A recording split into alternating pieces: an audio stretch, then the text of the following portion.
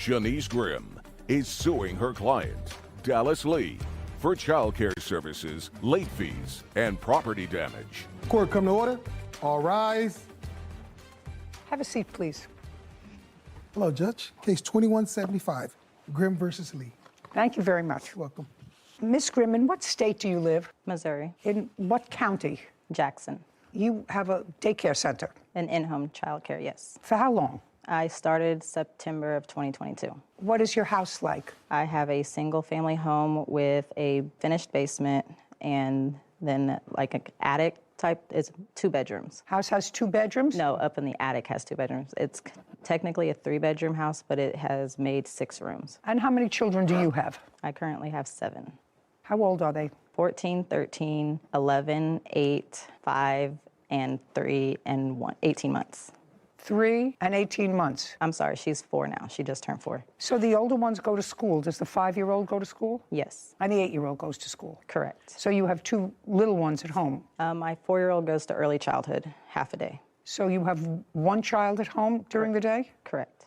And 1 half a day? Yes. And you have 3 children? Yes, ma'am. How old are they? I now have a 3-year-old, a 1-year-old, and a 5-month-old. And those were the children that you enrolled in her daycare center? Yes, ma'am. Ms. Grimm, what kind of licensing do you have, an application that you have to make in order to run an in-home daycare center in Missouri? So in the state of Missouri, as long as you have under 6 children, you do not have to have a license. As long as you have 6 children in total in the house, or 6 children that I'm watching? That you're watching? Correct. Because my school children are not considered watching, like under the law. Well, you certainly have to watch your 18-month-old. Yes, he's the only one. That's why I've always kept 5 children or less. It is your claim that Miss Lee entered her children into your program. She paid you for a certain period of time. She owes you for 2 weeks. Correct. And were those 2 weeks that her children were actually in care? Correct. Which 2 weeks were those? They are the last 2 weeks of October. Of 2022? Correct. And the children were in your program? Correct.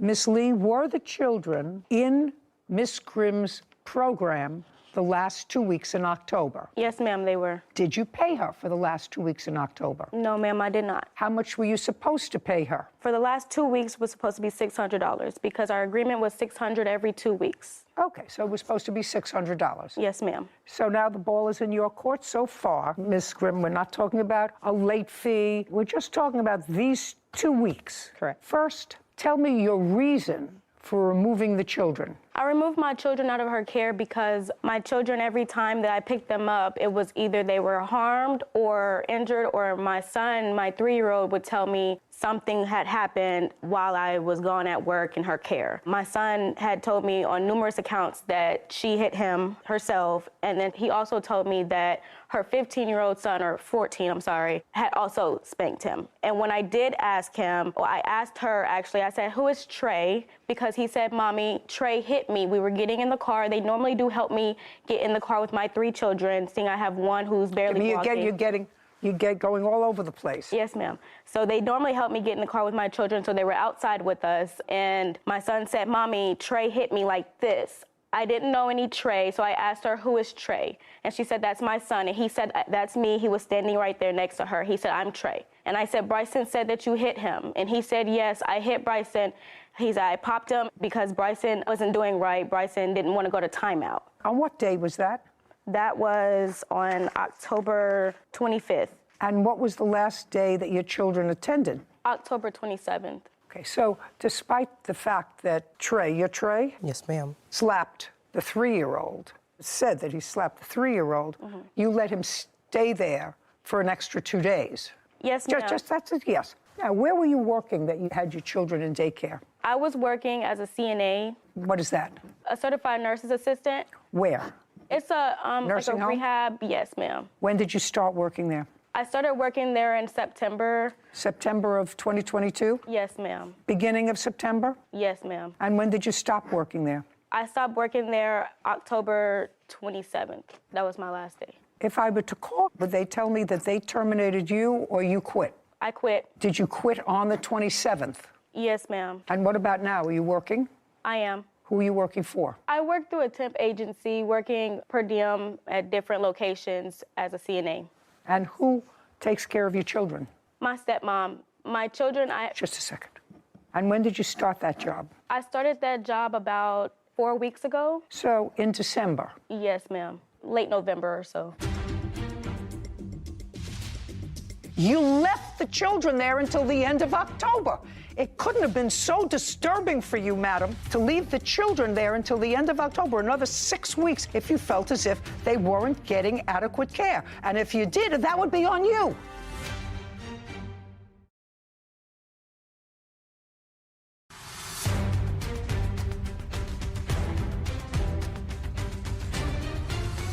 Shanice Grimm claims her client, Dallas Lee, refused to pay for child care services. Dallas is countersuing for lost wages and emotional distress. So a relative has been taking care of your children. Yes, ma'am. Not all 3 of them. I had to send my 2 sons because I had to rearrange my daycare situation. I had to send them back to Texas to be with their dad. So 2 of them went back to their father. Yes, ma'am. And who do you live with here? I live with my dad. What does he do? My dad is a nuclear medicine technologist. So your stepmom takes care of one of the children My 5-month-old daughter, yes, ma'am. who's in the house. Now you're going to tell me why you didn't pay her for the last 2 weeks. So my children began in her care September 12th. September 13th, she sent me a text message while I was at work, and she said, I want to let you know Lil Mama was bit today by my 1-year-old on her cheek. She sent me a picture. I have this. Not interested. I mean, it's not that I'm disinterested. It's that don't show me anything from September, madam. You kept your children with her into October and through the end of October. And if anything was so concerning to you that you thought your children would be at risk, I'm certain that you would have discussed it with your father, and your father would have said to you, don't speak. Okay.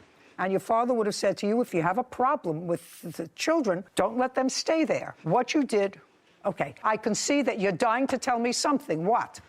Yes, ma'am. My daughter had no other choice but to keep her children in care because I work a full-time job. Let me explain something to you, sir. Your daughter was living with you? Yes, ma'am. Right. There is always an alternative, sir. I have young grandchildren, and I would say if I was legitimately concerned for their health and safety, I don't care what it is, stay home and take care of your children. You'll have a roof over your head until you find appropriate daycare. And if you didn't do that, then you're not much of a grandfather. Well, you can't use something that happened in September or early October to say, well, that's why I didn't pay the last 2 weeks. So you can't make excuses, sir. I'm telling you, I'm a grandmother and I've had little children. I don't care what you had to do. Quit my job, whatever that job is, and say, we'll all stay home and take care of the children until you find, or you stay home and take care of the children. I'll provide you with whatever basics you need until you get the right daycare. And if you didn't do that, don't tell me that your daughter didn't have a choice. There is always a choice when your babies are concerned. In our estimation at that time, we were giving her some hard life lessons because she does now have 3 children, and there are going to be some difficulties in this living situation. There are going to be some things. So what we're doing, we're giving her some tough love and saying, hey, you cannot give up just because the chips are down or because things happen. You have to try to figure things out. Well, that would be on you. That's not on her. This is not her daughter. It's your daughter. Absolutely. And your grandchildren, sir. Absolutely. And if you want to teach her some real hard lessons and say you got to stay with the daycare, even though you're dissatisfied. We said give her a chance because it was the first day. So. It was the first incident, first day. We said give her a chance. Things happen sometimes. What I don't want to hear is from you, who seem like a very intelligent man, a working man, is my daughter had no choice. Your daughter has a choice. Her choice is to say to you, Dad, please, I have to find the right daycare. I have to stop working at this job. I may need a month. You may not have liked her previous irresponsible behavior, right? Correct. But the deed is done. She got 3 young children. Beautiful children. Right? So what you do is when you have 3 young, beautiful children, you protect them. Absolutely. And if you're not smart enough to protect them yourself, you got to rely on your father who's smart enough to do that. What I'm saying to you is your daughter used this lady's services and she has to pay for it. She may not send her children back, but your statement that you were so anxious to make to me, which is my daughter had no choice, she did have a choice, sir.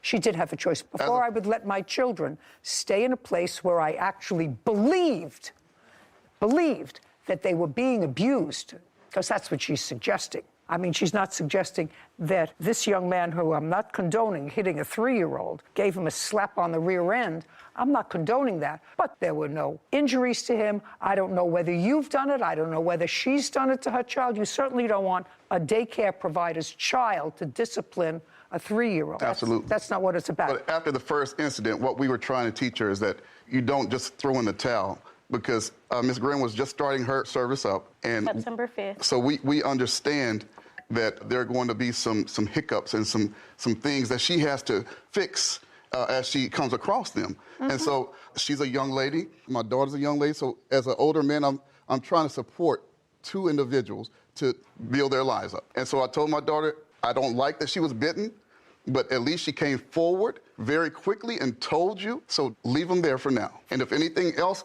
transpires, then we can start to look at things then. Yes, ma'am. Okay.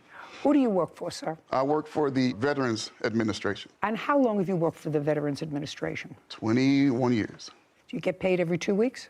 Yes, ma'am. Let's say your boss at the VA all of a sudden decided they didn't like the work you were doing, and you left and they owed you 2 weeks' pay because you had actually worked for the 2 weeks. Absolutely. And you sued them for those 2 weeks. You worked there. You said, well, we didn't like the quality of his work for those 2 weeks. Well, then you fire him, but you pay him. It's like going to a restaurant. My favorite analogy is you go into your favorite restaurant where you get a steak. And you order a steak, medium, Pittsburgh medium. Steak comes, you cut into it, you take a bite. Oh my God, you say, I don't like the way this tastes. You take the plate, you spit out the bite if you're smart, call the waiter over and say, this is a bad steak, right? Absolutely. And the waiter takes it off the bill, or you order something else. Now you cut into that same steak, you taste, you say, this tastes terrible. Maybe the next bite will taste better. Before you know it, you've finished the whole steak. Waiter comes over to take your clean plate, you say, this steak was awful. I didn't like it. It was bad. Well, what'd you eat it for? But if you ate the steak, you gotta pay for it. If you take a bite and say it's no good, I'm in your corner, send it back. But your daughter ate the steak. She used her services for 2 weeks and didn't pay her. Well, we can't say that she used her services because there are other pieces of evidence that we have. Well, you mean you're talking about that sometimes she left the children with her husband? Yes. Yeah. Baloney. Your daughter had the benefit of daycare so that she could work. If you're not satisfied with the service, you stop using the service. If you continue to use the service despite the fact that you're not satisfied with it, you gotta pay for it. That's America. You got paid, your father got paid, she gets paid.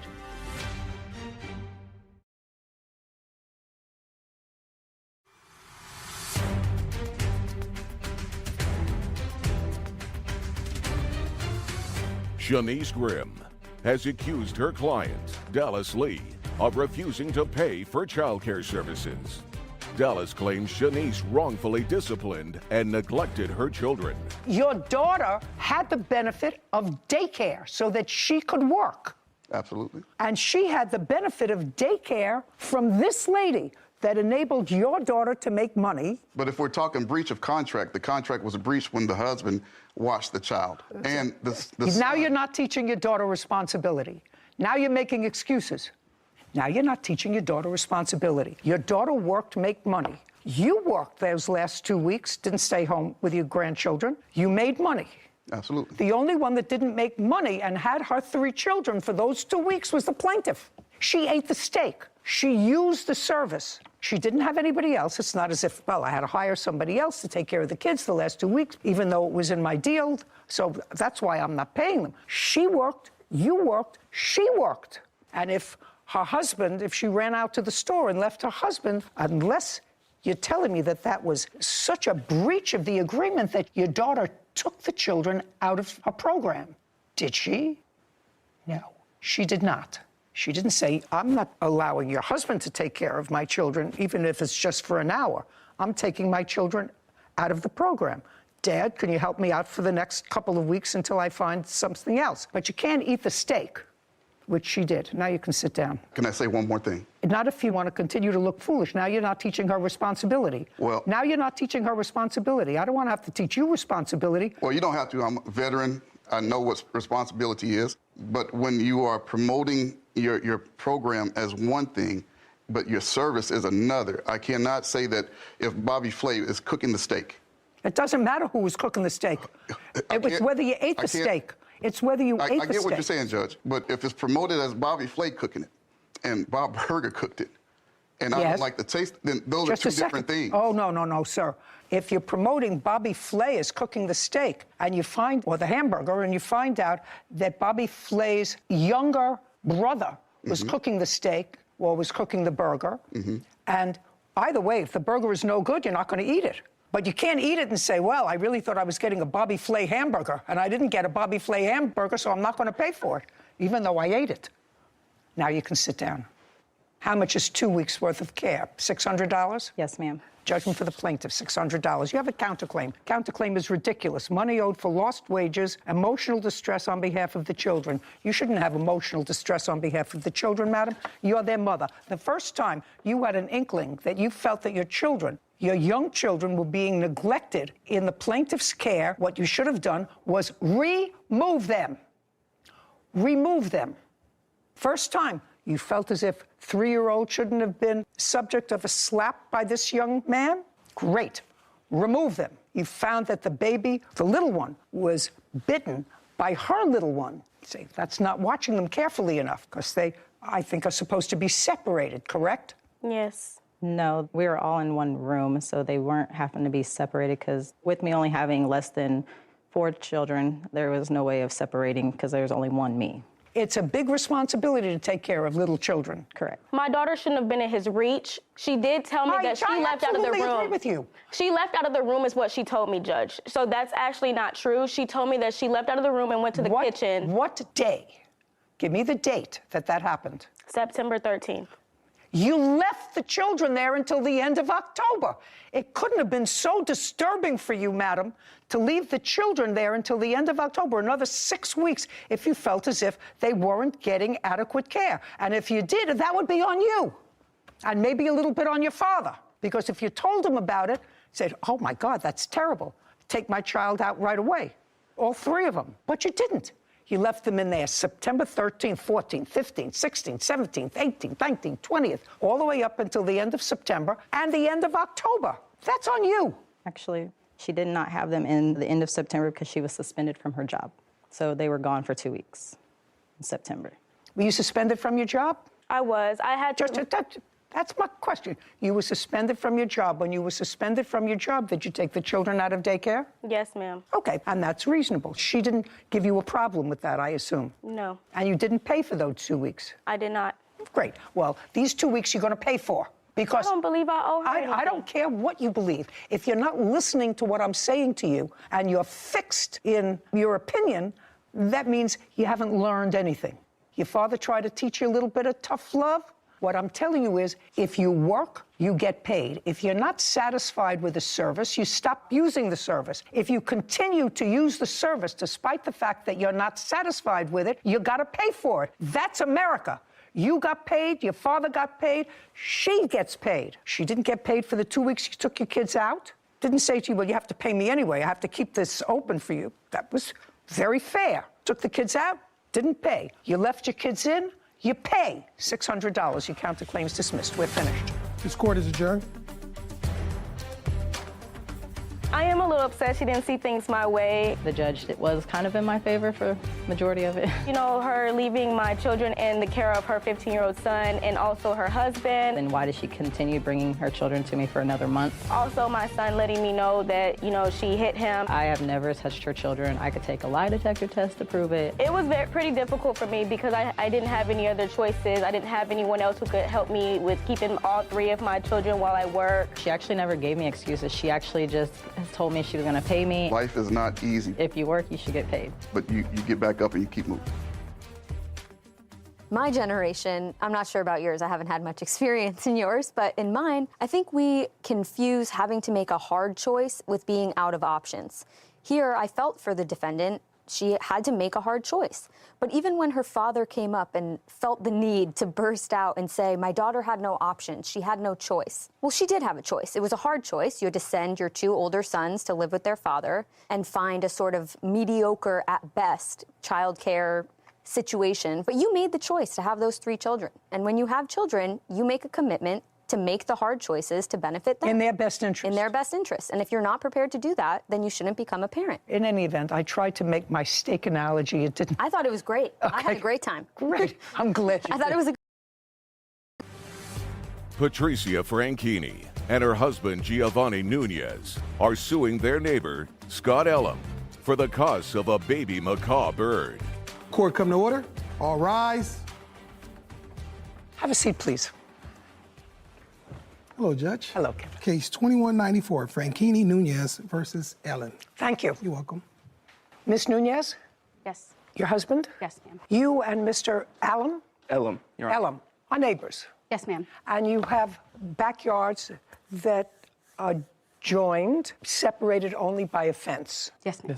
What kind of fence? It looks plastic. I'm not sure. It's Who a has a vinyl picture of the Your Honor. fence?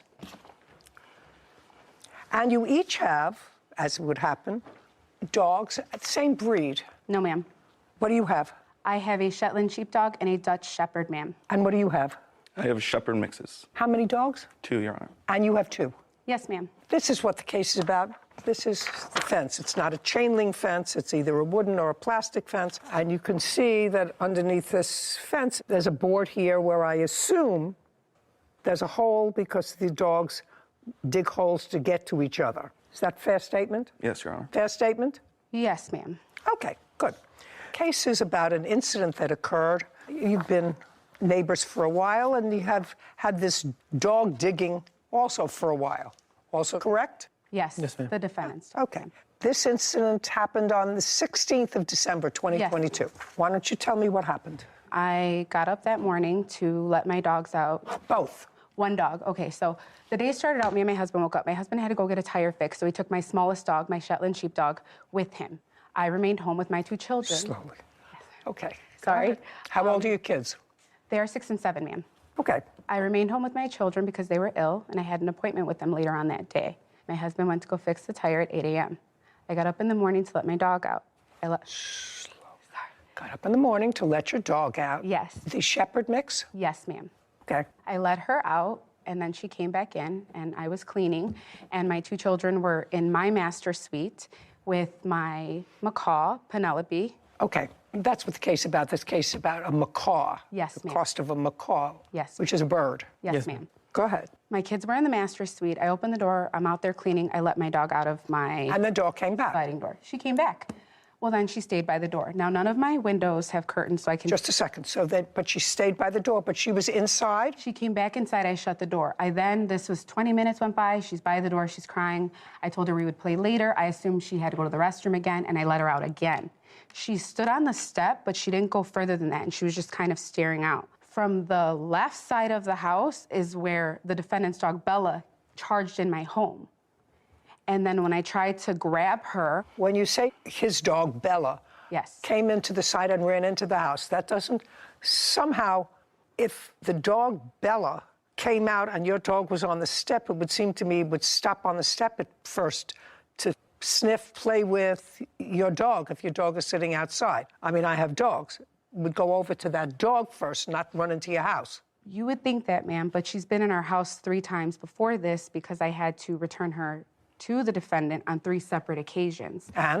And she didn't do that day. When she came in the backyard on the 3 other instances, I remember the very first time someone from that household came to my door, and I knew the dog was in my backyard, but I didn't open my door. I left her back there. I figured they'd come. They did. And I said, hold on a second. I put my kids, I put my Sheltie in the room with my bird, and I shut the door. Are we talking about the same No, date, ma'am. December? We're talking about other days that I No, brought... okay. Let's not go on tributaries. Yes, ma'am. What's your dog's name? Lucy.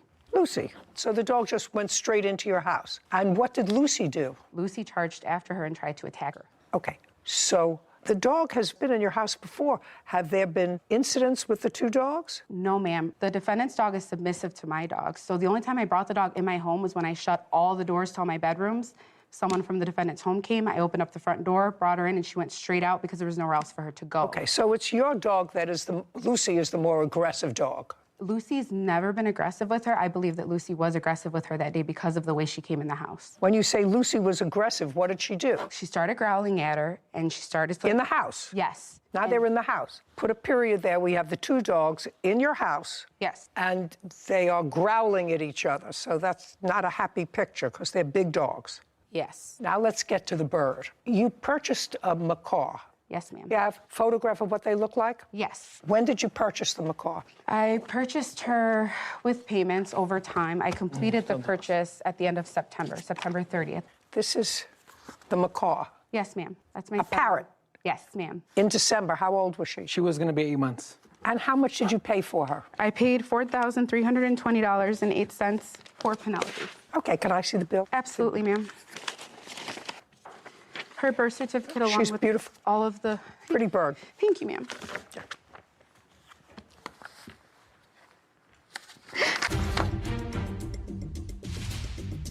She bolted in my master's suite where my kids were. Lucy? No, Bella. Bella. Bella did. And I went in there, like, I heard my kids screaming, Bella is killing Penelope. And later today, Is there something wrong with your mind? No. Did you just say to me, am I crazy? Did he say he owed back child support? Yes. To her? Yes.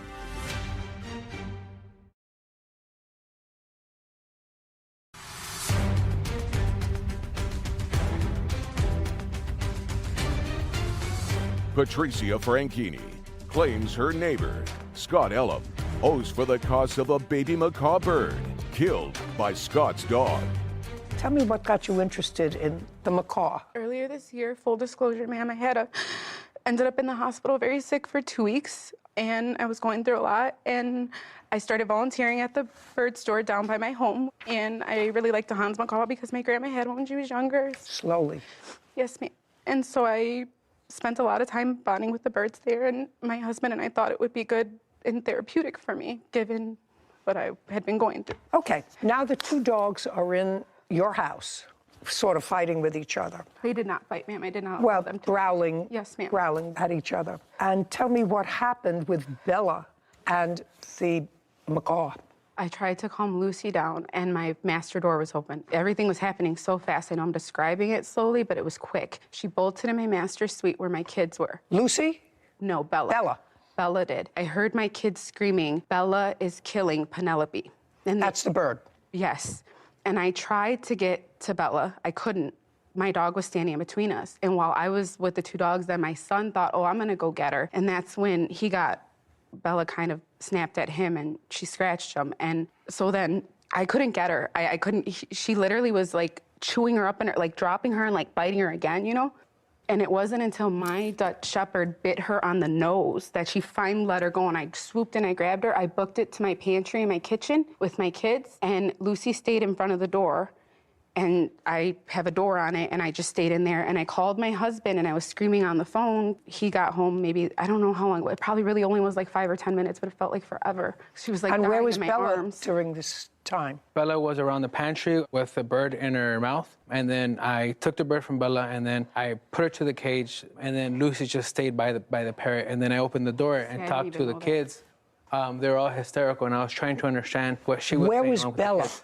Bella was in the kitchen with a parrot. And how did Bella get back to the defendant? I walked her over. How did you do that? Kind of like how a mother pup grabs her by the neck. I grabbed her by the neck and I walked her over. Okay, your dog killed their bird in their house. And? Your Honor, the hole that allowed Bella to get into their backyard was primarily dug by their dog over the course of many, many months. And? I continued to repair my side of the fence. Their dog continued to dig the hole, destroyed wood that I had put there. The dog got through. In that story, it's sad, but that's not the story that he gave to my wife when he came pounding on my door. Well, you can't tell me what he said to I your was on the wife, sir. phone. Okay, that's fair, Your Honor. I can tell you what he said to me. I called him. You can tell me what he said to you. Instantly. Just you have to understand, he wasn't home when your dog got into the house. He came home at the end of the episode. Do you understand that? I understand that. Okay. Understanding that, you can tell me your version of what he said to you. What they both said to me, I've had conversations with the both of them since this has happened. Okay. The story has changed 2 or 3 times. First, it was she was doing something in the backyard and Bella just came charging in and basically knocked her out of the way, got inside. The first story was I assumed the entire time that he was home because when he was talking to me over the phone... I don't care what you assumed. He wasn't home when it started. Your problem, sir, is, first of all, you were aware of the hole. I don't care who dug it. You were aware of it. And it's not the first time that the dog has gone onto their property. Has their dog got onto your property? No, because I fixed my side of it. I take care so of the my answer house. the answer is no. Correct. Who do you live in your house with? My wife and my children. How old are your children? I have a 1-year-old. I have a 7-year-old. Let us say it's their fault that the hole existed that allowed your dog to get out. But you were aware of it because it had happened before that they had to bring your dog back. That a fair statement? That's fair, yes. Okay. Let us assume that it was your dog that was responsible for the hole. And their dog, despite the fact that yours was a better digger, you know, having dogs and having a fence, they both dig at the same place. They may not have fixed their side, but they both dig at the same place, trying to get to each other. Whose fault do you think it would be if their dog created the major part of the hole, got into your yard, and bit your 1-year-old? Whose fault would that be? I think it would be equally our faults. Really? Absolutely, yeah. For Really? For digging, for not taking care of your property, absolutely. Really? I actually find that answer sort of bizarre. I would take responsibility if my child got hurt due to something that I didn't take care of. Absolutely, I would. Well, you may feel guilty about it, but you would certainly want them to pay all of your child's medical bills. No, I would not. Well, then you're a better person than the law is, sir, because your dog was outside of your control, clearly, because it got into their house. It was something that you were aware was a possibility, no matter who dug the hole, so you were aware because it had happened before, and your dog caused damage. And the damage your dog caused, and I'm putting the emotional distress, these 2 young children and the plaintiff, seeing your dog kill this bird that they had been paying off so much per month for a very long time. Putting aside that, they paid $4,300 for this property that your dog destroyed. And that's your fault. You're responsible for that. So if, because of this problem, and your dog has a problem, and their dog has not come onto your property, but your dog comes onto their property, then you have to say, you know what? I'm not letting my dog go out unsupervised because it has created trouble in the past. May have been their fault because they didn't fill in the hole as quickly or as carefully as you did. But you knew that that happened, and you're responsible for the damage. It would be no different than if the dog ran inside, and as she was trying to get the dog bit her, and she had to have surgery, and she had to have a plastic surgeon deal with reconstruction. Who do you think would be responsible for that? That would be you. And just because it's a poor little bird that happened to be the victim of this doesn't make you any less responsible. Judgment for the plaintiff in the amount of $4,300. We're finished. Court is adjourned. I feel like it was justice for Penelope. When a homeowner doesn't take care of their property and someone lets another dog in their house, they shouldn't be blaming other people for that. It was extremely difficult to hear my kids screaming like that and do nothing to calm them down. The judge's ruling is the judge's ruling. I hope that he never gets another pet again. I don't think there's gonna ever be a relationship, which is totally fine by me.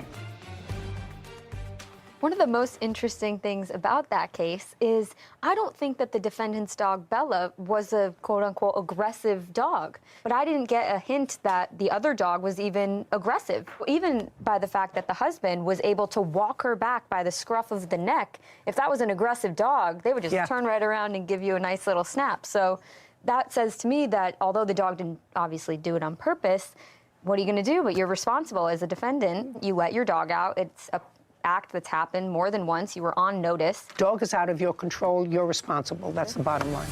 Case 2202, Young versus Buchanan. All parties, please come forward. Essie Young is suing her granddaughter's father, Keith Buchanan, for an unpaid loan she gave him for a car. Miss Young, the defendant is married to your daughter? No. He is the father of your grandchild. Yes. Do he and your daughter live together? No. Where does your daughter live? In Maple Shade. Were they ever married? No. They have one child. Yes. Who's 12? Yes.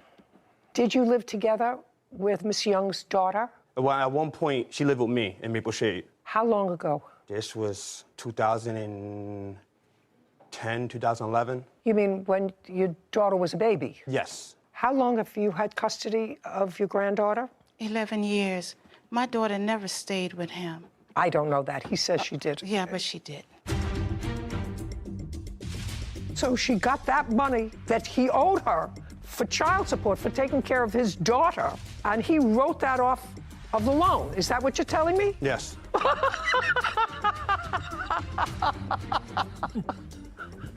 Oh, my God.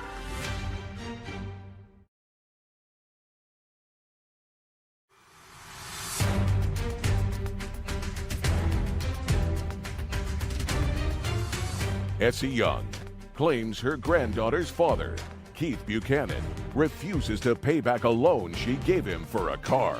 This is a very simple case, because I don't have to get into the history of why you have custody of your granddaughter. Yes. Mr. Buchanan, according to you, asked you for a loan to buy a car. Yes. When was that? Before he got it, he was calling every day. Did you maintain a relationship with him? Yes and no. Would he visit his daughter? No. Ever? Once in a blue moon. Okay. I usually have to take my granddaughter to see him. Okay. It was sort of odd to me if he was never married to your daughter, so they didn't have a formalized relationship. They don't live together now. Why would you loan him? I know that you did. Mm-hmm. Why would you loan him money?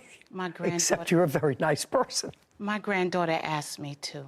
She said, "Grandma, would you please help my dad?" I told her I really don't want to. And she said, "Could you please do it for me?" Oh, different story. Yes. And then I said, okay. Okay. So you discussed with your daughter during one of these visits that you needed money to buy a car? No, never did. You never did? No. Who is this person? That's my wife. Does she work? Yes. Do you work? Yes. Well, why would you ask your daughter's grandmother, who takes care of her, who's always taken care of her? You don't. Neither does her mother. Why would you not ask your wife's family? You both work. Take out a loan. Why would you go to her and ask her for money? But it was a situation that happened, and I lost my previous car. I contacted Essie. I talked to Essie. No, I'm asking you why you would ask her. What would prompt you to call her? Doesn't she have parents? Yes, she do. I did that, and at the time they couldn't help. So you went to her parents first? I went to her family first. They said they can't help at the time. So Mrs. Young was my last resource, which I didn't want to use, but at the time I had to use it because I had no other choice. I had to hurry up and get a vehicle. Well, why didn't you take out a loan? Actually, I couldn't. What do you mean you couldn't? Because my credit's not all that great. I tried to take out loans. I tried to go. Does your wife have a car? Yes, she has a car. Okay, why don't you use her car? She worked. I work an hour and a half away from home, and she worked too, and we worked around the same time. How much money did you borrow from her? $2,000. How much did you give back? $912. $912. Show me. On page 4, May 5th, 2022, she got $912. From what? From my taxes. And we agreed on once I filed my taxes, I would give her $2,000 for my taxes. She got $912 from them, that same taxes, because I owed backup child support. So she got on top of my regular payment for child support plus $912. What? Is there something wrong with your mind? No.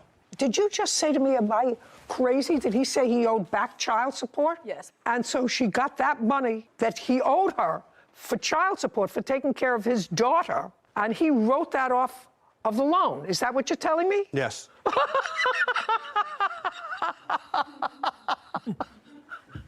Oh, my God. That's the dumbest thing I ever heard. Well, not ever. I should take that back. It's the dumbest thing I've heard today. If you owed her back child support, how much did you owe her? I only owed her $900. In back child support? Yes. Okay. That I fully forgot. Just a second. You owed her that money. In addition to owing her that money, you owed her $2,000. Do you understand that? So you owed her $900 plus $2,000. Are you not following me? Am I getting something wrong here? I'm with you. Are you following that? That's either a yes or a no. No, I'm not. Okay, well, I'm going to repeat it again. What you said was they took money out of your taxes for back child support, $900. So that means you paid her $900 of the $2,000. That's what your argument is. Yes. Am I getting that? Yes. You already owed her the $900. I had no awareness that I owed her $900. When I found out that $900 got taken out the taxes, I had no tax coming back. I was like, look, you got $900. You're going to have to give me time. And that's when it went south. Oh, you got $900 that I owed you anyway. Now I need more time. Oh, my God. How is your granddaughter in school? She do okay? Yes, she does well. okay? Yes. Okay. Either his math skills or his moral skills are somehow lacking. It's the moral. Judgment for the plaintiff in the amount of $2,000. We're finished. Thank you very much. This court is adjourned. I think the judge seen right through him. He was going to be miserable, so I just let him be miserable. No one thinks like that. As long as she go about her life, I go about my life, leave my family alone. I just think he was hustling me. Only contact me when he got something to do with my daughter, that's it. I don't want anything to do with him either. So initially, I may have been a little lost. It took me some time to get there. But I thought that what the defendant was saying was that he was expecting $2,000 on his tax returns. So he told plaintiff, when I get it, I'll repay you the $2,000. And then in his mind, when the $900 left the account, he didn't know that that was not going to be there for the back child support. So he only had, the $900 and change left to give her. I was like, okay, that makes sense. He thought that it would be the full $2,000. Come to find out, he thinks that the back child support is what fulfills his loan obligation, which wasn't even the full amount, not even half. And all to someone that has been raising your child for 12 years. He's probably worse at math. Katie Calderon and Amante Nepomuceno for rent and the cost of 2 cats. Court come to order. All rise. Have a seat, everyone. Case 2170, Jolie versus Calderon Nepomuceno. Thank you. You're welcome. Oh, my goodness. Calderon. Hello. What's your first name? Amante. Amante. Yeah. Good. It's much easier than your last name for me to pronounce. Mr. Giglio, this roughly is what the case is about. You and Miss Calderon were in a relationship for a period of time. You decided to take an apartment. You were both on the lease. So far, correct? Correct. Your arrangement with Miss Calderon, which seems to be consistent in both your complaint and your answer, is that you had a much better paying job. She was going to provide the food and some other stuff for the house, and you were going to be covering the rent when you lived together, which you did. Correct. There came a time when Armante, who was a friend of yours, came to live with you. According to you, he was going to help out with the rent. Correct. He came, he lived with you, he helped out with the rent for maybe a period of time, and then he helped himself to your girlfriend. Correct. Now they're a couple. When you were no longer a couple with Miss Calderon, she stayed in the apartment for a period of time, but then they both left. Correct. And you're suing both of them for rent and for the return of 2 cats that they took when they left. You claim the cats are yours. That's correct. That's what the case is about. And some cat expenses in the event that I let them keep the cat. Cats, 2 cats. So when did you and Miss Calderon sign a lease together? We signed the lease together at the end of July with the landlord present. July of 2022? July of 2021. Correct. And it was for a year? Correct. And you had a job working for whom, sir? I worked for a company called Steris. What do they do? They provide medical equipment to hospitals all over the world. How long have you been working for them? I'm going to have 8 years under my belt this year. And when you moved into the apartment in July of 2021, what kind of work was Miss Calderon doing? At the time, she was working at an animal hotel. It was a pet daycare boarding facility. Okay. Were you an hourly employee? I was an hourly employee. And I am correct that when you moved in July, your arrangement was that you were going to pay the rent. That was the arrangement. Correct. When did Armante come to live with you? About August to... That's right. Correct. Shh. He... Just... Amante was going to be our 3rd roommate. You mean 1, 2, 3? Correct. Well, you're not roommates, really. You and the defendant, Miss Calderon, were not roommates. You shared a room. We shared a room And Armante was going to live where? in another room. And what was your arrangement with Armante with regard to paying rent? We would split the rent 3 ways. Is that correct? Yes. And how much was your share of the rent? I would say approximately $927. How long did you live there? I was there when they signed the lease. I watched it all happen when they signed the lease. I came in, they signed everything. Well, you didn't sign the lease. I did not. But you were there from the beginning? Yes. And it was your agreement with the plaintiff that you would pay a third of the rent? Yes.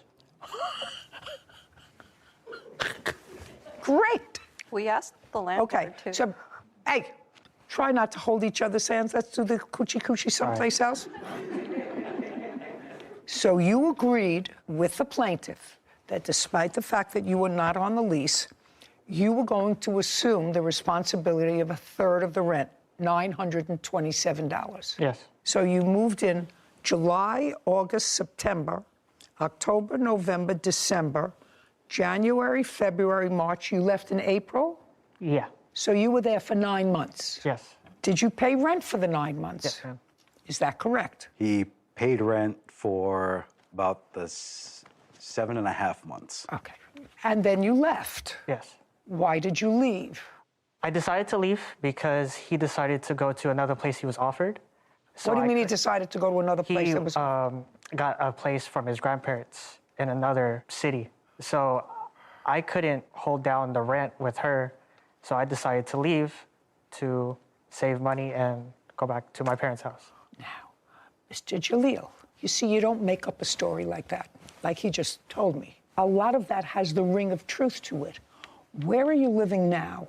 My grandparents' house in an in-law unit. So when did you tell them that you were going to a different place? In March. When did you leave? I left in July. Did you let him know that you were staying until the end of the lease? I what? What?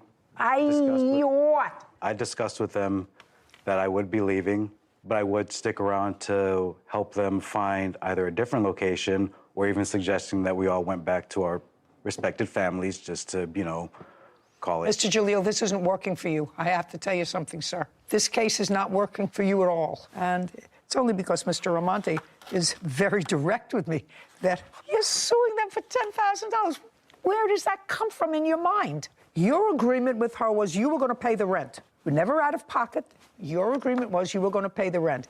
He paid his rent when he was there. He paid his 1/3. You then told them you were leaving. That's a whole different story than what you wrote in your complaint, Mr. Giulio. Do you understand? Correct. It's a whole different story. So, at best, Armante would owe you for 3 months' rent if they just left. But you told them that you were leaving. Now, when did you find out that they were a couple? I found out at the end of April. Were you all living together? Yes. So you just had 2 months left to the lease. So he was paying you, he paid you in March, you had May, June, you signed the lease in July, so it was over at the end of June, June 30th. It would have been over at the end of July, Your Honor. Well, she doesn't owe you any money for rent. At most, he owes you 2 months' rent. Tell me why you left. My job doesn't pay that well, so I decided to go back to my parents' house. When you took this apartment, this expensive apartment, that was almost $3,000 a month rent, had you had a discussion with Armante about moving in with you before? Yes. Okay. Mr. Jalil, I'm reading your complaint because something wasn't registering right with me. You say you moved into the apartment together in August of 2021.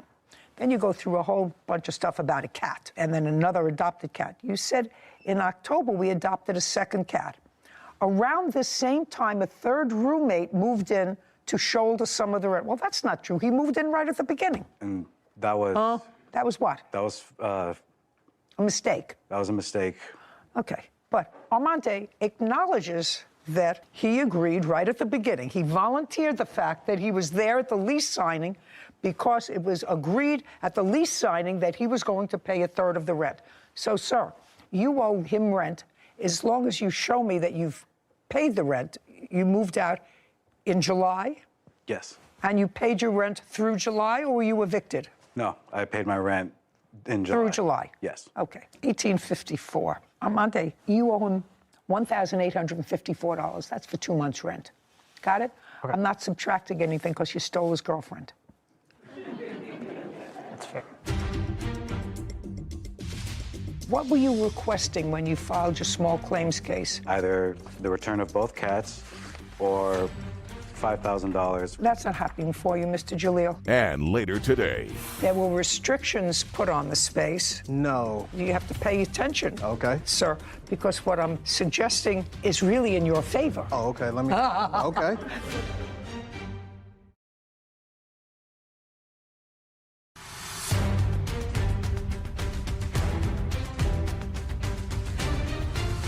Kamar Jalil claims his former roommates, Katie Calderon and Amonte Nepomuceno, are wrongfully keeping his cats and owe him rent money. Now let's deal with the issue with the cats. She doesn't owe you any rent. That was not your agreement with her. You moved out in July, August, September, October, November, December. 5 months ago, she's had both cats, right? Correct. She says they're her cats. When did you first file a small claims case? September of 2022. What were you requesting when you filed your small claims case? Be careful. I was requesting either the return of both cats or $5,000, which was the accumulated expense of not just the cats, but also the expenses of her dogs as well. So any animal expenses for the time. That's not happening for you, Mr. Jalil. When the cats were either registered or went to the vet, whose name is on the sheet as owner? I believe it was Miss Calderon. Is that correct? That's correct. And she owns the cats, and she's had them for the last 5 months. I suggest that you go and adopt 2 more if you want some more cats. Do you understand? Yes. You were living together as a couple. However, your friend Amonte has to pay you for the couple of months' rent that he didn't because he says, not you, he volunteered that was your agreement from the very beginning. So he owes you $1,854. We're finished. Thank you very much. This court is adjourned. I think he's just kind of butthurt that I moved on. At least now I can put everything behind me and say that I did try. I didn't think it would escalate this far. All you can do in a situation like this is just you learn from it and you move on. The heart wants what the heart wants. This is what it is. It's life. I find fascinating, Sarah, that people will write and or be assisted in writing a complaint and an answer, but they read it over. This man is an intelligent man. He has a serious job for 8 years. First of all, he was suing for $10,000. Come up with that money. $5,000 for the cat's expenses, ridiculous. But his complaint had really nothing to, even the timeline. As your clerk, I know that is a pet peeve of yours when I don't understand they it. don't match up. If you're going to tell a lie, at least tell a consistent lie. Right. I think the right thing happened. I think the defendant friend admitted himself that he owed the rent, and that was great, even though he probably should have just kept his mouth shut. And not said, I was there when the lease was signed. This was always our agreement. Yeah. I was going to be the but third he was roommate. honest, which we always appreciate, and so I think the right thing. So I think he needs to, like you say, put a period, move on. Move on. Anyway, all happy, and they look happy. They couldn't keep their hands off each other. Case number 2172, Foster Gardner versus Menzel. All parties, please come forward.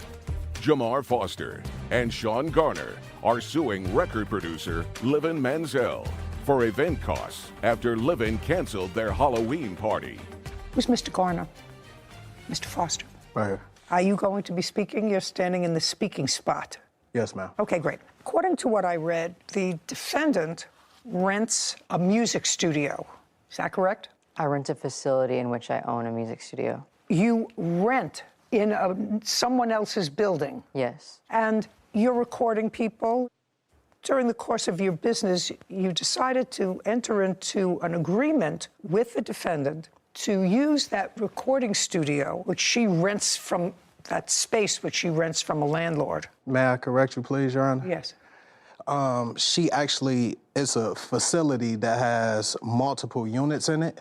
She runs a studio, and then there's other event space inside of that same facility. Okay, give me an idea of how large the space is. I believe we were quoted something like 5,800 square feet. And so you have a music studio, and around it is other open space. Yes. You decided to go into some sort of a business with her. You wanted to run events, Yes, ma'am. social events, nothing to do with the music studio. Absolutely not. Is that correct? Yes. And according to you, you gave her $6,000, Yes, ma'am. sort of front money to start using that space. Yes, ma'am. Subsequent to giving her the money, according to you, there were restrictions put on the space, on the number of people you could have, the kind of parties you could have, etc. No, absolutely. I apologize. Well, you have to pay attention, Okay. sir, because what I'm suggesting is really in your favor. Oh, okay. Let me.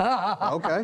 So, is really in your favor, so you have to think. Okay. Subsequent to giving her, that means after giving her the money, restrictions were put on the kinds of events and the number of people you could have in the space. Is that true or not true? That is absolutely true. No, that's not.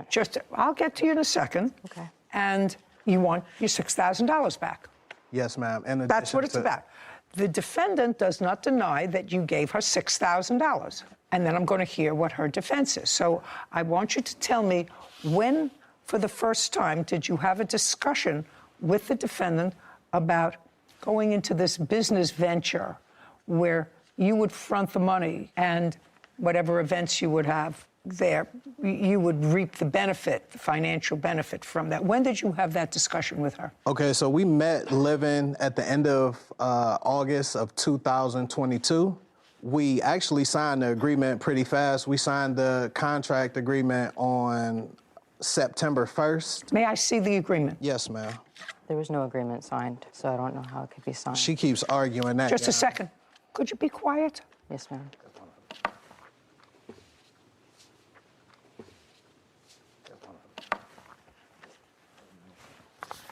So in your hands. Shh. What's... That's the studio that she runs? Sarah, you have to sort of explain it, because I don't see signatures. You know, I'm used to looking at contracts where people sign things. But I know you can sign things by DocuSign now. Your signature isn't on here. Yes, ma'am. And... That looks like a signature from a DocuSign or some sort of online. Okay. Is that you? This was a proposal that I did. I do not even own it yet as a DBA. Just a second. It's getting better. Don't say anything. This is your proposal. Now I'm going to read it. Okay. And your masterpiece management. Yes, ma'am. Okay. Well, so this is sort of easy. You prepared this proposal. Speak. Yes, after... Just a second. Okay. You Yes, prepared this proposal. Yes, ma'am. And as a result of this proposal, you received and deposited $6,000. Yes. Yes. Well, then you have a binding contract. Okay? So that's what I'm telling you. You have a binding contract. And there is nothing in this contract that limits the kinds of events or the number of people or anything else with regard to this space. All it says is business activities, event planning, and event rentals. Nothing else. And this is your proposal, so the terms of it are construed if there's any material question, since you prepared the agreement, which became a contract once you accepted their $6,000. I view the terms of the agreement most harshly against you because you prepared the document. And it says this agreement cannot be amended without the written consent of all parties. Yes. Yes. So signed the agreement, you got the money, and then at some point, according to them and according to you, you made certain limitations on the kinds of events, the numbers of people, etc. That is... Now, that happened, according to you, because you do not own that space. You rent that space. And there was a problem with the first party that they threw. Correct. Come on, we're not talking about Gone with the Wind here. We're not talking about a 6-volume masterpiece. We're talking about a yes or a no.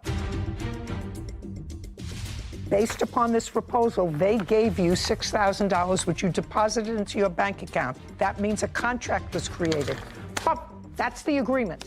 I'm telling you, that's the law.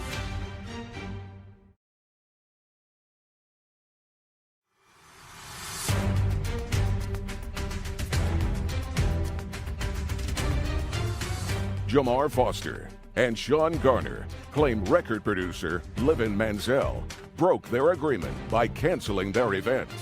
Livin is countersuing for the costs of a recording session. Okay, there was a party that got out of hand.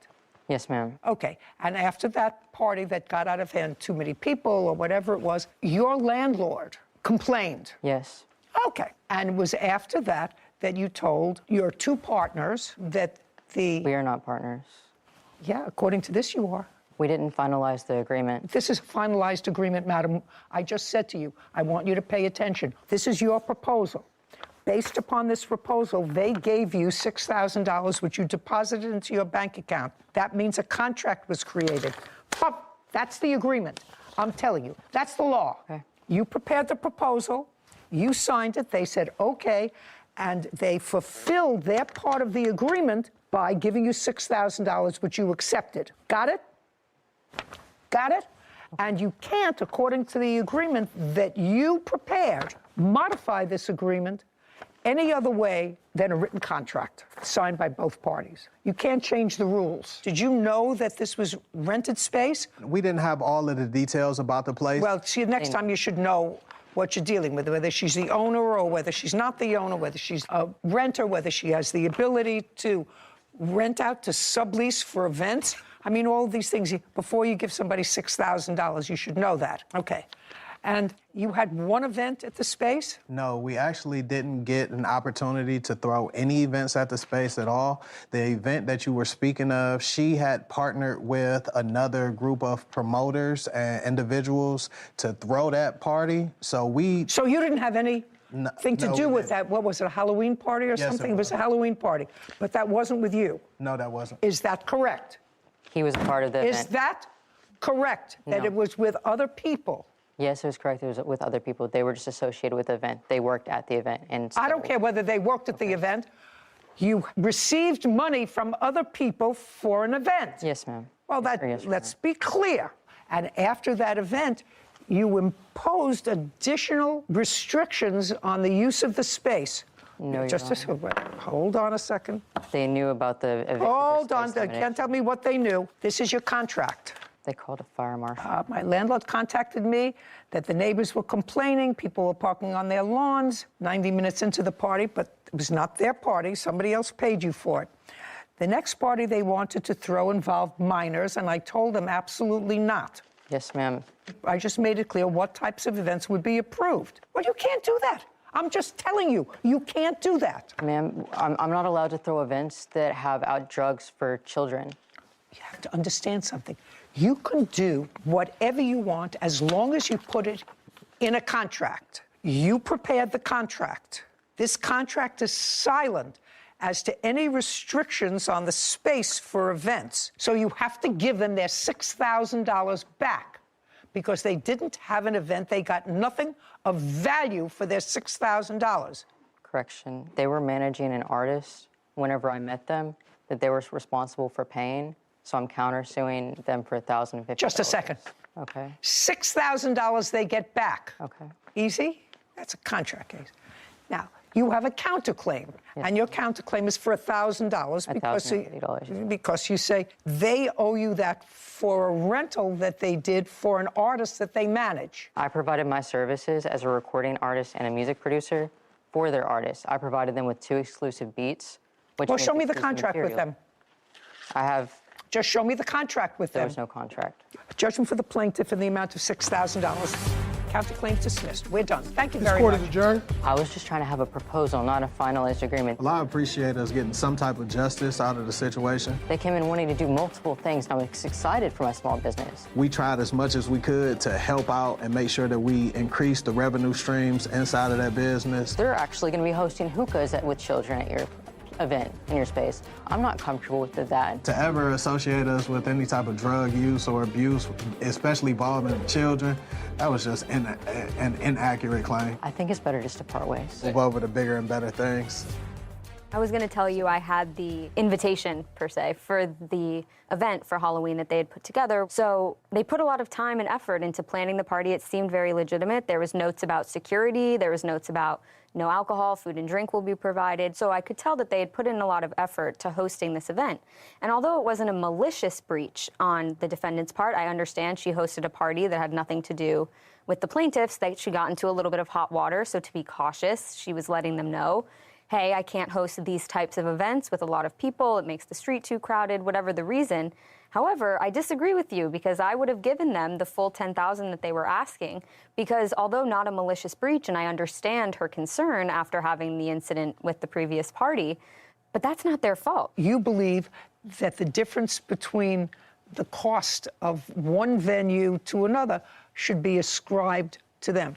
It's interesting, but the $6,000 was to cover a lot of events. This is one event. So I see your point now that you put it that way. Maybe. I just think if you were going to make them whole, they should receive their expectant damages as well, or whatever they relied on based on the contract. I accept your opinion. His brother, Randall Rubin, for unpaid expenses from their mother's funeral. Court come to order. All rise. Have a seat, everyone. Good morning, Judge. Case number 2011, Rubin versus Rubin. Thank you. You're welcome. Mr. Rubin, this is your brother. Yes, it is, Your Honor. And this case involves sharing expenses for your mother's funeral. Correct. And it is your claim that your brother, who I believe was living with your mother at the time she died, right, agreed to pay half of the funeral expenses when he received proceeds from a small life insurance policy that your mother had left. Yes, Judge. Our mother only left us a $5,000 life insurance policy. That's what the case is about. Right. Your brother's position is it's not his responsibility. He made no such promise. Of course, you do understand that without that promise to pay for your mother's funeral expenses, children aren't normally responsible for the expenses of their parent. You understand that? Yes, Judge. Mr. Rubin, when did your mother pass away? She passed away August 20th of 2021. How old was she? She was 86. And how long had you been living with your mother? Your Honor, I took care of my mother since 1991. Well, if you were taking care of her for almost 30 years, sir, what kind of physical malady did she have when she was in her 50s? She suffered from chronic kidney failure. When did that medical condition develop? Pretty close to 91. What is pretty close to 91? Beginning in the 90s, 91, 92, etc. So when you moved in with her, was your mother sick or was she not sick? She was sick. Did you live with your mother because it was not only good for your mother, but because it was good for you? That's Correct. what I'm trying to get Yes. to. The answer is yes. Yes, and you moved into your mother's house? Correct. That she owned or rented? She was purchasing it through a mortgage. She owned her home? Yes, ma'am. Correct. Was she working in the 90s? She was. Therefore, she wasn't incapacitated to the extent that she needed full-time care. At the beginning, no, ma'am. When you moved in with her, she was employed on a full-time basis, Correct. Sufficient enough to get a mortgage from a bank based upon her income. Correct. And what were you doing in 1991? I worked. For whom? Associates. For how long? Off and on from 91 till about 2 years ago. What does off and on mean? I had several jobs in between. I sold cars for various car dealerships, and I also owned several businesses. When you lived with your mother, who paid the mortgage? My mother did. Did you pay your mother for any expenses? Rent, gas, electric, phone, anything? Or did you live there and you had an agreement? You lived there, she wanted your company, whatever it was. She lived alone? At the time, yes. In 1991, she was just living alone? Correct. And I assume, therefore, happy to have your company? Correct. I assume. Mm-hmm. Okay. So you made no payments to your mother? With the occasional help with some utilities or food, yes. Okay. So you were able, I assume, to save a substantial amount of money? Correct. Just for my own information, so that I can sort of put this thing together. Sure. You have stocks, bonds, savings? No, ma'am. What do you have? You were able to save a lot of money. How did you invest it? I invested in several businesses, which one is my liquidation company. What happened with your mother's house? When she passed, I was still residing at the house. I paid the mortgage by myself for the months of September 2021 as well as October 2021. And I remained there until, I want to say, February 2022. My sister is the executor of the estate, and she sold it just recently for $465,000. Okay. So what I'm gathering from you, you paid the mortgage, you say, in September and October, then you stopped paying the mortgage November, December, January and February. That is correct, ma'am. But you lived in the house. I did. Rent-free, because you paid nothing. Correct. Where are you living now? I live in Nogales, Mexico. And you live in a house, you live in In an apartment, ma'am. You pay rent? I do. Anybody live with you? No, ma'am. What's your rent? $250. Okay. And what was the mortgage payment in your mother's house? I paid $1,750 even. Are you the sister? Yes, Your Honor. Could you stand up for a second? I'm just getting some information. Tell me your name. Shannon Hayes. Miss Hayes, house was sold recently for $465,000. And what was left on the mortgage? $258,000 plus a $35,000 third mortgage. Your Honor, since our brother was not paying, since he wasn't paying, the house actually went into foreclosure, and so we had to get... Just to say, I didn't ask you anything. Okay, I'll just... Sarah Rose, $465,000 less $258,000. $207,000, Your Honor. Less $35,000. $172,000. Okay, and there are 3 siblings? And also, Your Honor, there was a $10,000 lien on the property that had to be paid. So we're down to $162,000.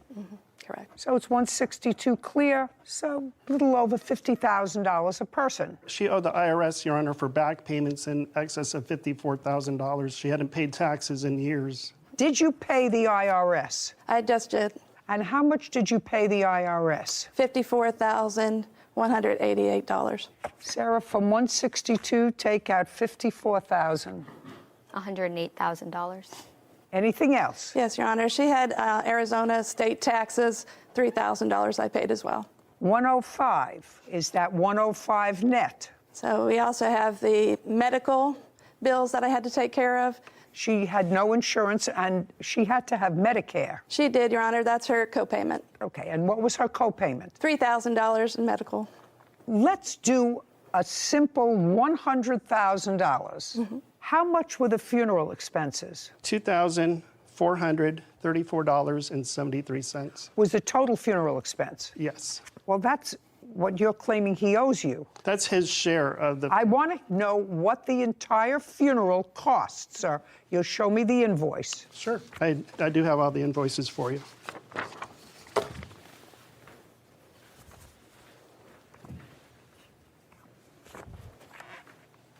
The first one, Your Honor, is just for the cremation services. 1058. Correct. Okay. 1058. The next one should be from the cemetery.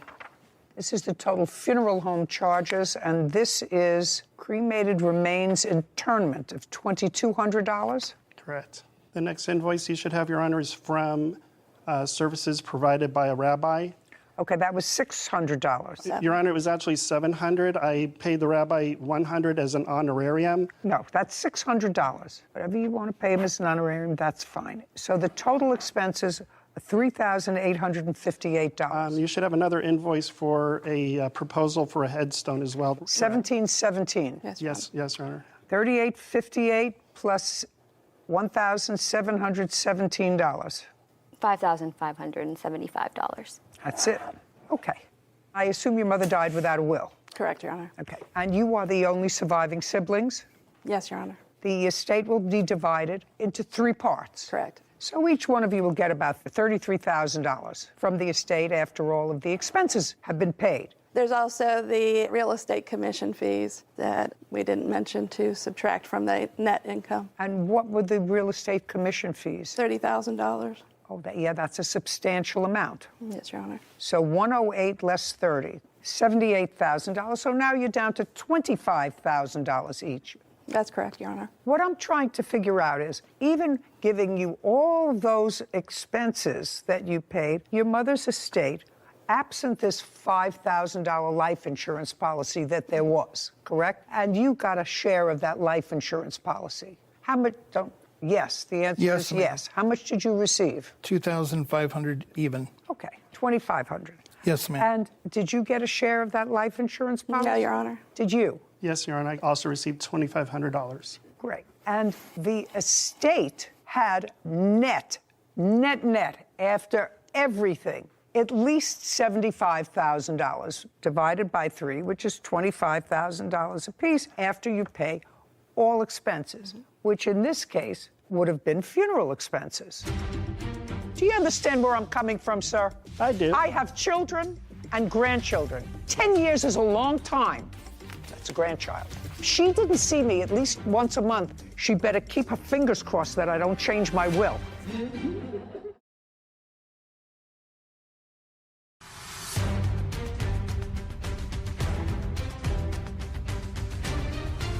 Sean Rubin. He's suing his brother, Randall Rubin, for unpaid funeral expenses. Randall is countersuing, claiming Sean defamed him. So now, if what you're asking me, Mr. Rubin, is to find that you had an agreement with your brother to pay 1/3 of the funeral expenses because the two of you each paid 1/3 of the funeral expenses. Is that what you did? Well, Your Honor, that's either a yes or a no. It is a no. I'm the only one that had the money to process our mother. He would not even sign to get her processed to continue the cremation. I have evidence here I'd like to submit to you where he agreed to pay me half of it out of his life insurance. Okay, that's all. I have text from him. Just a second. I'm going to take a look at it. You have to understand, Mr. Rubin, Yes. that at this point, if I find that he agreed to pay for half, then you understand that you agreed to pay for half of her funeral. Ordinarily, the funeral expenses, you may front the money for those funeral expenses, but if the deceased had sufficient money in their estate to cover their last expenses, and those would be medical expenses, which you paid out of the estate, correct? Yes, Your Honor. Taxes, which you paid out of the estate. Yes, Your Honor. You paid out of the estate after you sold the house, broker's fees. State tax fees, along with those kinds of fees, would be funeral expenses. Now, if the two of you agreed, or the two brothers agreed, which is what you're saying, that he agreed to pay half, not 1/3, but he agreed to pay half of the funeral expenses for which you are not being reimbursed by the estate. Do you understand? Correct. I have not received anything from the estate, Your Honor. Okay. Well, this would be you. I'll let you know tomorrow. I think it's $2,200 for Menorah Gardens, and cremation was $1,053, so it's $1,626 each. That would be you, right? Yes.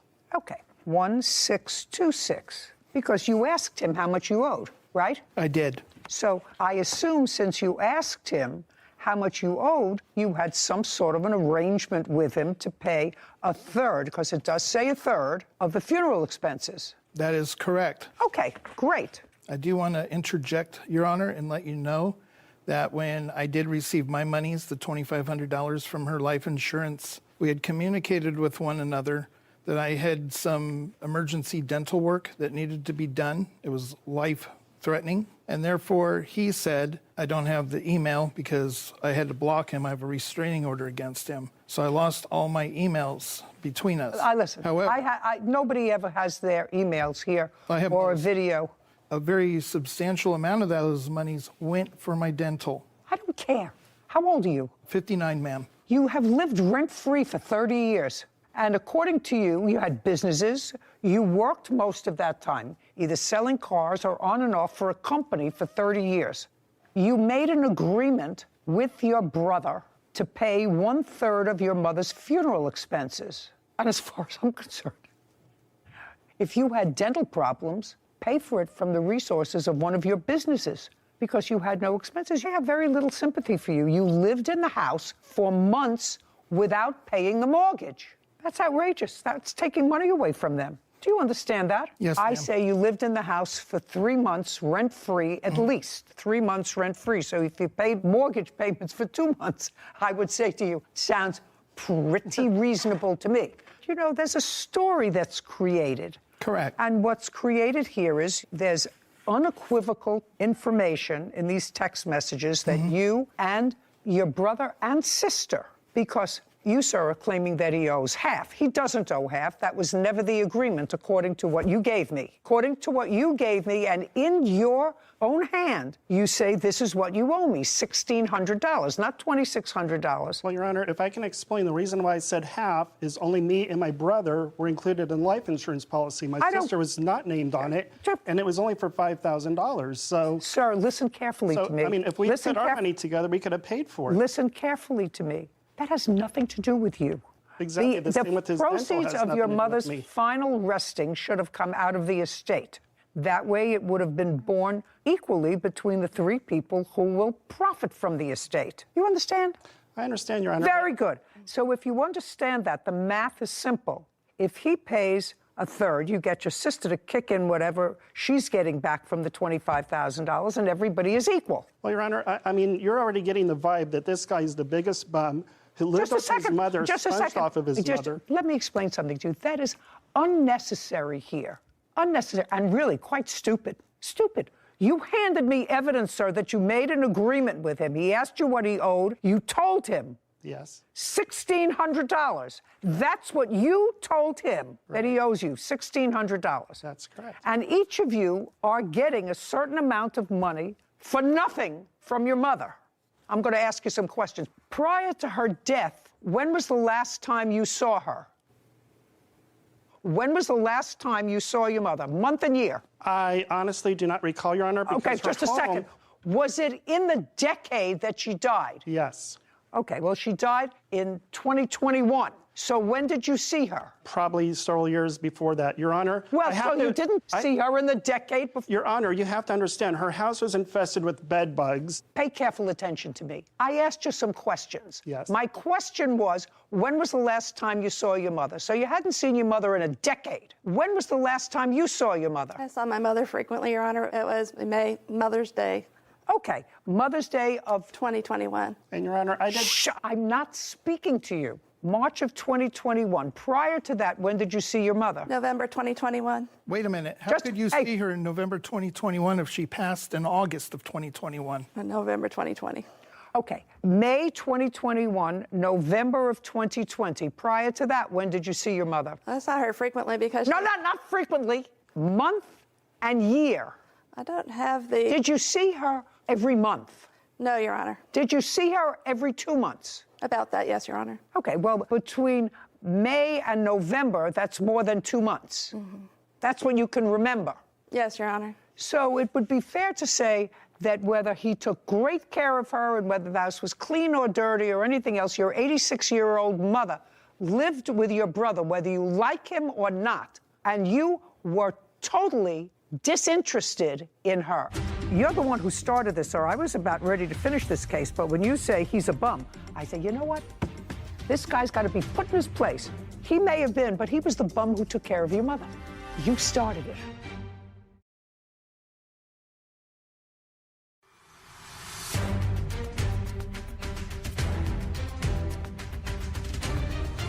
Sean Rubin is accusing his brother, Randall Rubin, of not paying his share of funeral expenses.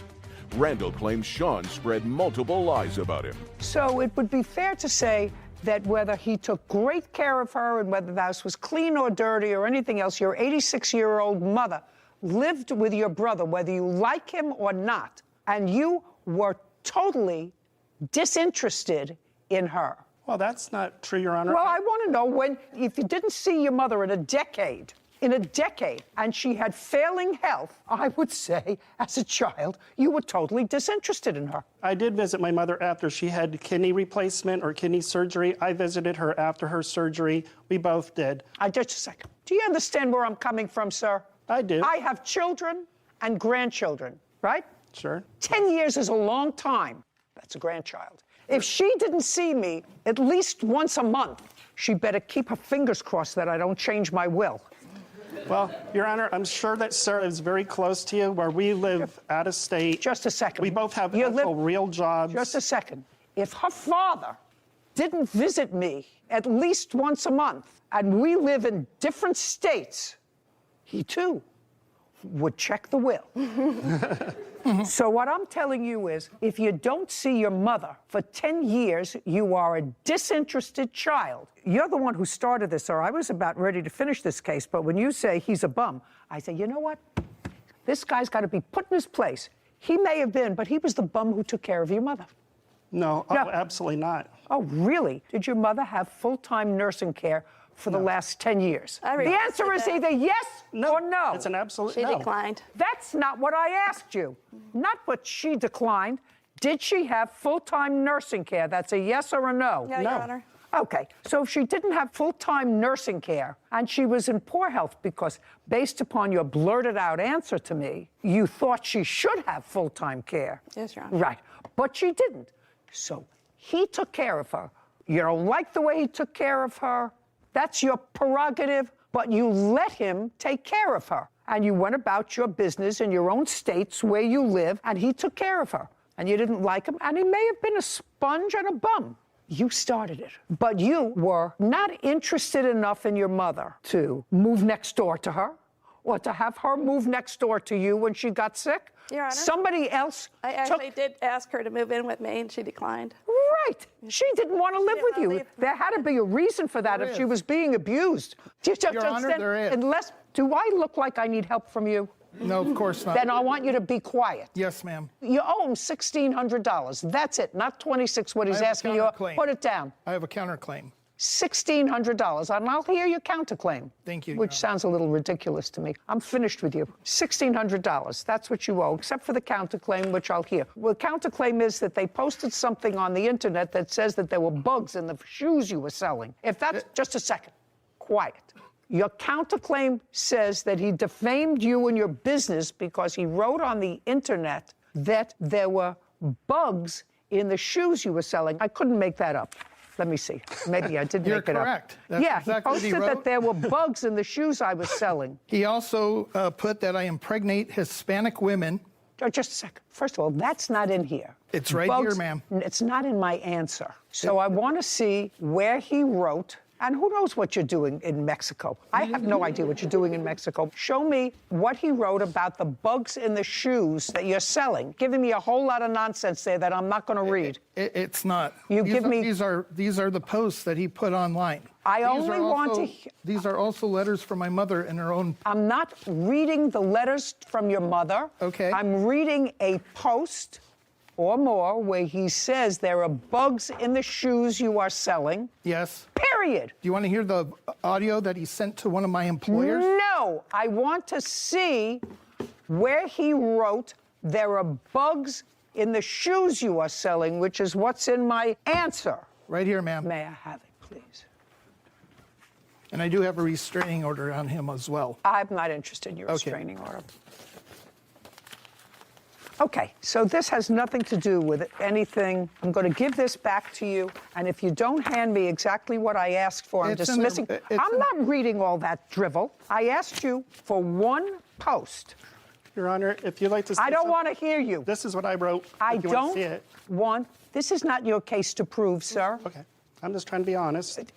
Here you go, Your Honor. This is one that he Thank you. wrote Don't to tell my me employer. one. Just give me the posts about shoes. This has nothing to do with shoes. This one is in Spanish. If you show me one more thing that doesn't say bugs and shoes, I'm just dismissing your case. Do you understand? Yes, ma'am. Please look at this one. It is in Spanish. No, that's your problem. The counterclaim's dismissed. Judgment for the plaintiff in the amount of $1,600. We're finished here. Thank you very much. Thank you, Your Honor. This court is adjourned.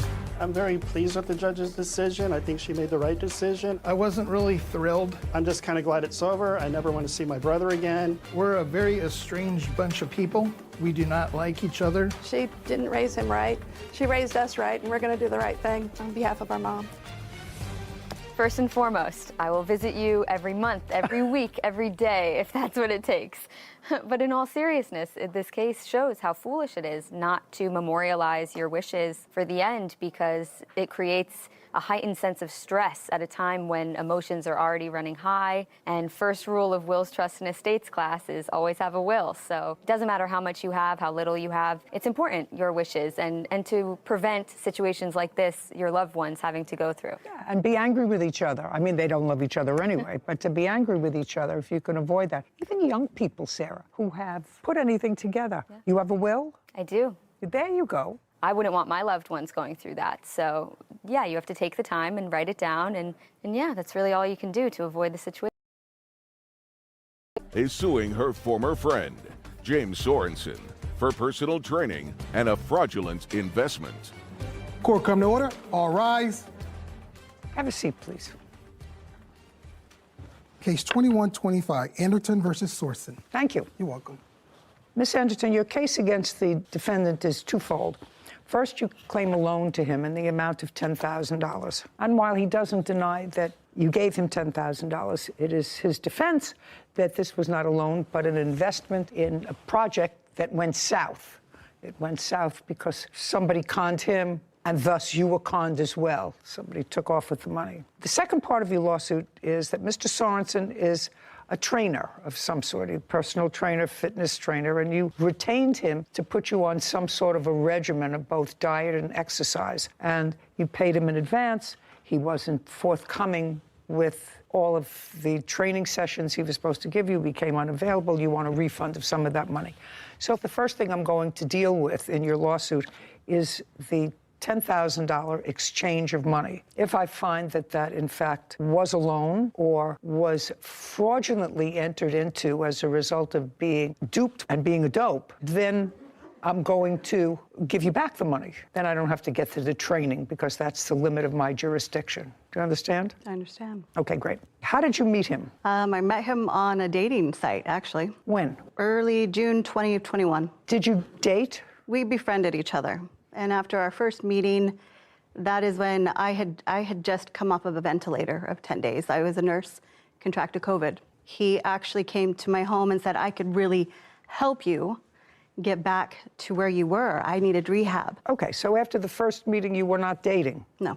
Is that right, sir? That's correct. And that was in June of 2021? Yes. When did you, Mr. Sorensen, tell Ms. Anderton about this investment opportunity?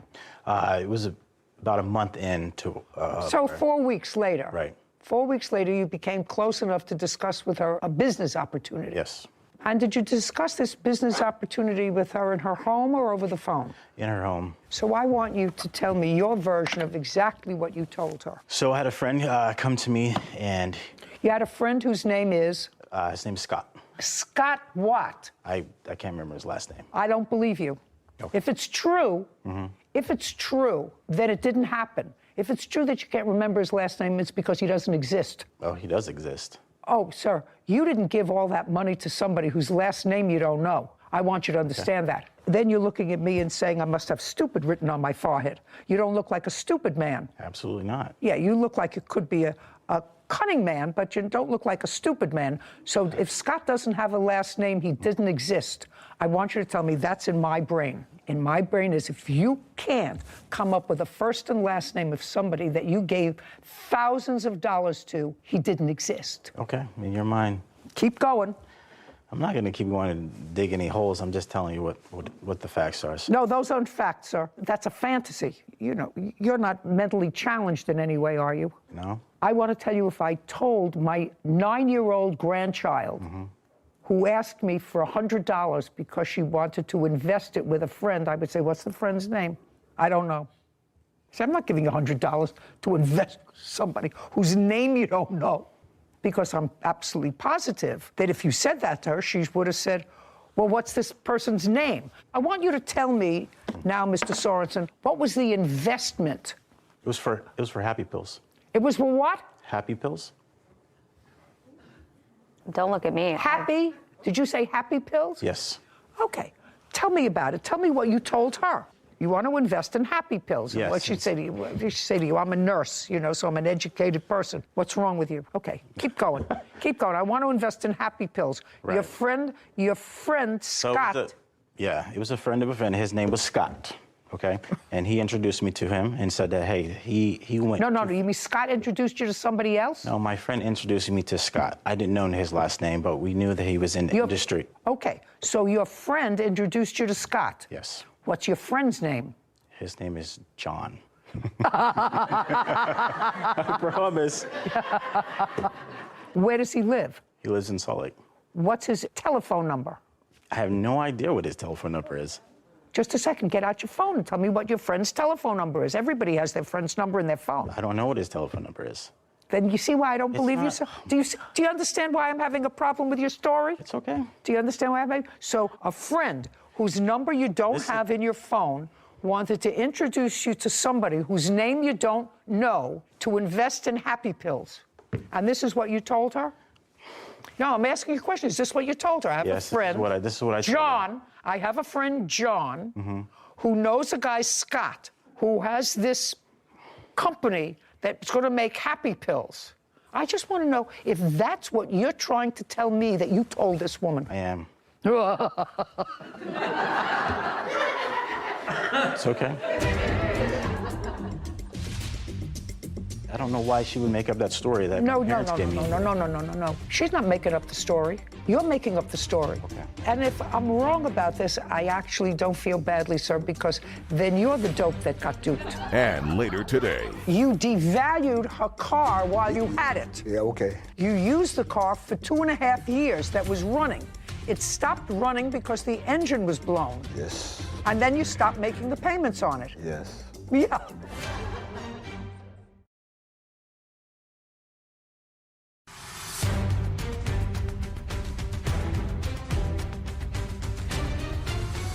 Jennifer Anderton claims her former friend, James Sorensen, owes her for a fake $10,000 investment. Okay, keep going. You know what happy pills are? I assume that they make you happy. Right. Yeah, they are. It's Molly. I assume that they make you happy. Okay. Right? Yeah. And so he went around to festivals and he sold Molly there. He sold what? Molly. Molly's. MDMA. It's an illegal drug. Oh, okay. So you told her you wanted her to make an investment with you with a big return on your money. We talked about this for a long time. Who did? Me and... You couldn't have talked about it for a long time, sir. You only knew her 4 weeks. Okay. You only knew her 4 weeks. Tell me about this $10,000. Did you take it out of a savings account? Do you have that from the bank? Yeah. Right I'd here. like to take a look at it. You want to tell me, Miss Anderson, the circumstances surrounding you transferring $10,000 to him? He approached me saying that he needed a hard money loan for his business. He had an e-commerce business with supplements. His father and mother had given him the loans in the past, for the past 5 years, and they've gotten a good return. It was a for sure deal. He goes around and this is their festival project time. They make a lot of money doing this. What does he do? For supplements. So he sells supplements? Yes. And it was his business? Mm-hmm. Yes. Did he ever mention a guy, Scott, to you? No. It was his business? Yes. And he said that his parents had helped him out in the past, had invested with him in the past. So now I understand a little bit better. I see the withdrawal for $10,000. So tell me why he needed a hard money loan. To buy the product to take to these festivals and... Sell them. Sell them, yes. Okay. So he needed it for product. And when did he tell you that he was going to return this money? Within a week or two. That it was a week or two of festivals. This was the busy season. He does this every year, and this is a for sure return. And if I did this much amount of money, $5,000, this is how much I'd get back. If I did $10,000, it would be a $15,000 return for me. And I'm like, wow, I could pay off my student loans. I could, yes, do a lot with that. Okay, so to synthesize what you told me, he told you that this was an investment in his company. A loan. A loan, excuse me. A loan for his company for products so that he could go out, sell them for the next several weeks, Correct. and you would get a return of 15% on your money. 50%. So a 10... 50? 50? Mm-hmm. Sounds too good to be true. Yeah. Has nothing to do with the company. The Venmo transfer of $2,000 was to him in June? June 16th of 21. And a withdrawal of $8,000. Same day. Okay. Now, where did you put that money, sir? I gave it to Scott. Okay. Okay. I want to tell you, Mr. Sorensen, you have parents who gave you money? They have in the Just a past, second. not as you just would you say. have parents that gave you money. They did not ever give me money for my business, ever. What did they give you money for? Christmas? They never financed for me for anything in my life. Okay. Nothing. Oh, then you lied about I don't know why she would make up that story that my parents gave me. No. She's not making up the story. You're making up the story. Okay. And if I'm wrong about this, I actually don't feel badly, sir, because then you're the dope that got duped. Oh, absolutely. I know. Then, just a second, that if you gave money to John, to Scott, then you're the dope that got duped because they were your friends. That's all I have to tell you. I understand. That's all. Judgment for the plaintiff in the amount of $10,000. We're finished. Thank you. This court is adjourned. I think it was fair. I think that was a fair judgment. We both understood what we were getting into. No, not until after like 3 or 4 months, and I think he brought that up in fear of me going to the police. Time to part ways, and definitely learning curves on both ends. Don't do silly things. It was definitely a learning curve. I'm glad that things happened the way they did. Something I'll never do again. I'd be a little more careful with your money and your investments, and don't trust everybody. I'm too trusting. I just find it very funny that his entire business venture, was selling illegal drugs at festivals. That was the only plan. That was the whole venture. There was no... That's really what he said. Whether it was Scott, whether it was John, whether it was But that Joe. was the business plan. That's Happy Pills. Thank you, by the way, for explaining what that was to me. I didn't understand at first either, but when he said Molly at festivals, it's like, I'm pretty sure that's illegal. I'm pretty sure that's not a business. Right. So I'm glad she got her money back. Me too. Me too. It was ridiculous. There was a couple dopes getting duped in that situation. You're absolutely right. Case 2107, Breland versus Chenal. All parties, please step forward. Kashana and Michael Breland are suing Kashana's stepdad, Harry Schnall, for car repairs and damage credit. Miss Breland, this is your stepfather. Yes. That's your dad. Yes. This is your claim. He needed a car because his car, which was an old Cadillac, was going in for repair. Your dad had bought you a car in 2018. Yes. And when he bought you this car in 2018, it was a 2013 car that you kept 18, 19, and 20? The vehicle? No, I had the vehicle from 2018 to July 2019. So just for 1 year? Yep, July in 2019 was when I made the agreement to give the vehicle to... Okay. You made the agreement to give it to your stepfather with the proviso, because you were buying a new car, another car. Yes. According to you, that he would take over the payments on the car because there was a loan on the car that you were paying off and that your father was a signatory on. Yes. And you have children, and I don't know why this car was no good for you anymore, but you said you got another car because of your children. Yes, I got another vehicle because I had an additional son, and it just wasn't enough room for 3 kids.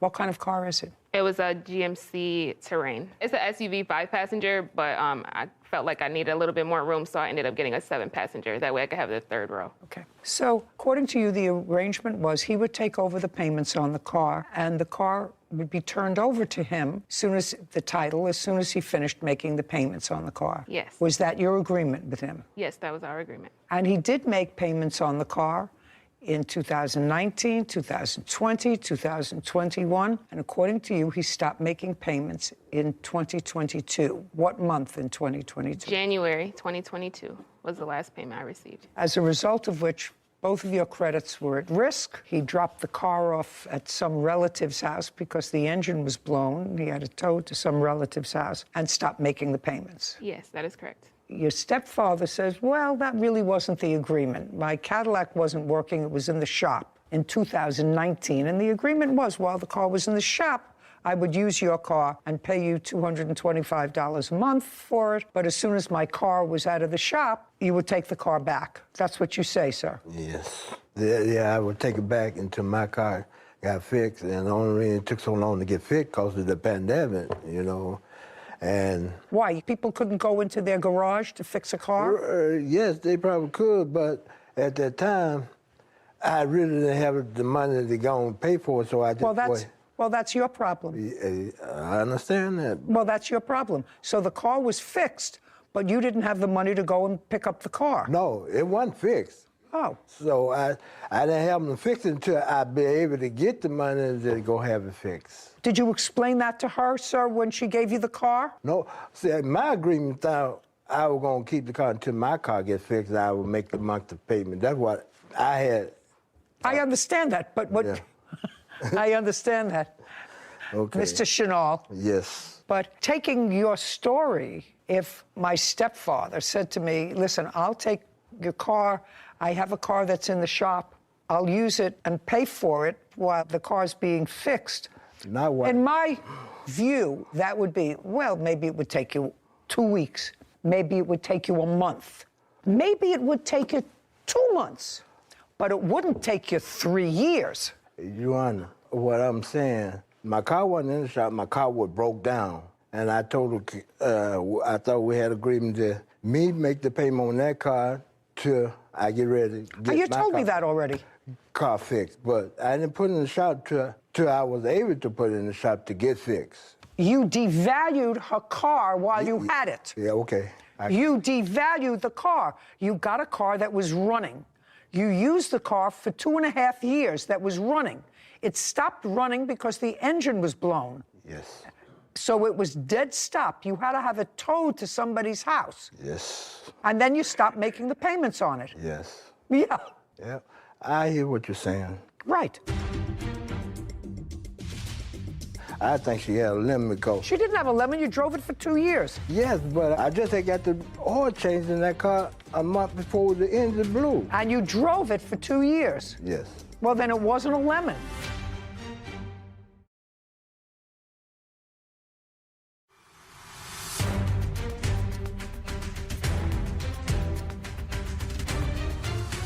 Kashana and Michael Breland claimed Kashana's stepdad, Harry Schnall, owes for car repairs and damage credit. Now, you know, you have to act not only responsibly, but it would seem to me morally. This is your stepdaughter. You've known her for a long time. Yes. She went out, based upon her agreement with you, she went out and bought another car. Yes. Does the other car have a loan? Yes. Well, now she's stuck with 2 loans, and one of them has a car that you blew the engine on. I made sure the main was up on that car. I think she had a lemon because... She didn't have a lemon. You drove it for 2 years. Yes, but I kept... Well, I just had got the oil changed in that car a month before the engine blew. I don't know why the engine blew. How many years did you have the car? 2 years. And you drove it for 2 years. Yes. Well, then it wasn't a lemon. Okay. How much was left on the loan of the car? There is still $3,752.63 owed left on the vehicle. Okay, and where is the car now? It is parked at a relative's house. Your problem is the car is in your name. So you have to sell the car, subject to this lien. You have to be able to get something for the car. Do you understand? Yes. What's the value of that car? Based on 80,000 miles, it didn't say in the papers, but around 7,000 to 9,000. And what if it's in very poor condition? I have to look into it. Take a look and see, because this car so far is not running. Yeah. And it hasn't been running for almost now a year. Yes, that's correct. So at best you can sell it for scrap. So you have to get the car and you can scrap it because nobody's going to buy it when they can't drive it. So Kelley Blue Book will not provide an estimate for poor conditions, vehicles that are not running or in poor condition. But for a fair condition, they say between 5,000 and 6,000. Well, this is non-running. I know. I've been not running for a year. I can't get an estimate for a non-running vehicle from Kelley Blue Book. So now I know what the parameters are. You want to tell me about where this agreement took place with your stepfather? The agreement took place at the car lots, because I was in the middle of getting a new vehicle, so we were at the car lot. So that was in 2019? July 3rd, 2019. So you went with him to get the new car? Yes. Oh, good. So tell me about the conversation. So I asked him, I was like, hey, do you think that, because in order for me to get this new vehicle, they said that I had a debt to income ratio thing because I couldn't get a new vehicle with owing money on the other vehicle. So I said, hey, how does this sound? You're down a vehicle because the engine blew on your prior vehicle. How about I give you this car, you finish making the payments on it, and then I get my new vehicle. But in order for me to get my new vehicle, I needed a co-signer. So I said, how about this? How about you co-sign on this new vehicle for me? Yes, my stepfather. You co-sign on this new vehicle for me. I'll make the payments like I always do. And you just take over the payments on my GMC Terrain. He said, okay, yep, we can do that because I need another vehicle. So he is the co-signatory on your new car? That at the time, that was the vehicle that I had. I now have a different vehicle. You mean in 2019 you had yet another car? Yes. But I made sure that I paid it off and there was no effect to him by any means. Okay. Because I knew that, it wasn't just in my name, it was in his name also. So I didn't want to do that to him. So I made sure that not only did I pay the vehicle off, but I got the transmission repaired and then I sold it. So what does your father have to do with this case? So my father was affected because with the payments being late. The car was in my name also. Oh, so it was in joint Yes, names, you and your daughter? Well, they were supposed to put it as me, the co-signer, but they put me as the primary. Exactly. Yes. Okay, all right. Have you been making the payments Since January? I was making payments on it from February to September. And then what happened? I couldn't afford to make the payments anymore. I'm a single mom of four kids. So what happened? So it's behind now. Since September? Yep, it's behind since. September, October, November. So it's behind 3 months. Yes. Had they notified you that they want to repossess it? No, they haven't not notified. repo. They've given us options to try to save our credit after Okay, I'd like to see what those options are. Did they send it to you in writing? No. Did they send you it a was letter? verbal on the phone when they called, and we were discussing other options that they may offer to Okay, so make what was the this so best it's not option worse. that they offered you? The best option that they offered was basically to come up with about $396 to pay to get the car note caught up because it was 4 months behind. The car note's $225 each month. So it wouldn't have got... So they didn't offer you a whole payout. They just offered you to catch up. To catch up. Yes. Right. Okay. But still, what's due and owing on the car is $3,752. Yes. Okay. And when your stepfather agreed to that, did he say anything to you with regard to his Cadillac going in for service, and he was going to just use it until his Cadillac got... No, Your Honor, that is incorrect. Okay. You remember going with your stepdaughter when she was purchasing a new car in 2019? Yes, I do. Did you co-sign that car for her? Yes. So far what she says is accurate. Yes. And at that time, did you take her old car? Yes. I have no idea what you can get for this car. And you know how you relied on him to be a good guy and to do what he was supposed to do? Yes. I'm awarding you $3,752. That's for you to pay off the bank. Then I don't think you can find a buyer for this car. You may have to scrap it, right? Yes. It's possible that there's no point in fixing it. You're not going to invest thousands of dollars in fixing it when it probably is at best worth $5,000. And if it's going to cost you $3,000 to try to get it up and running, it doesn't pay. $11,000. It doesn't pay. So I'm going to rely on you to do the right thing. It sounds as if you do that. That while I'm awarding you $3,752, whatever money you get for the car goes to him. Do you understand? If you scrap it for $70, he gets it. I don't see that it's worth much more. I certainly wouldn't invest in a car that's been sitting dead for a year with a blown engine. Judgment for the plaintiff in the amount of $3,752. We're finished. This court is adjourned. I think it was pretty fair. I think it was very fair. My agreement, though, I paid for the car until I get my car fixed. I've tried multiple times to reach out to him, and I couldn't get a hold of him, so it's really sad that it had to come to this. She had to do what she had to do. That's all I can say. I've learned that you can't help anyone, not even family. Time to move on.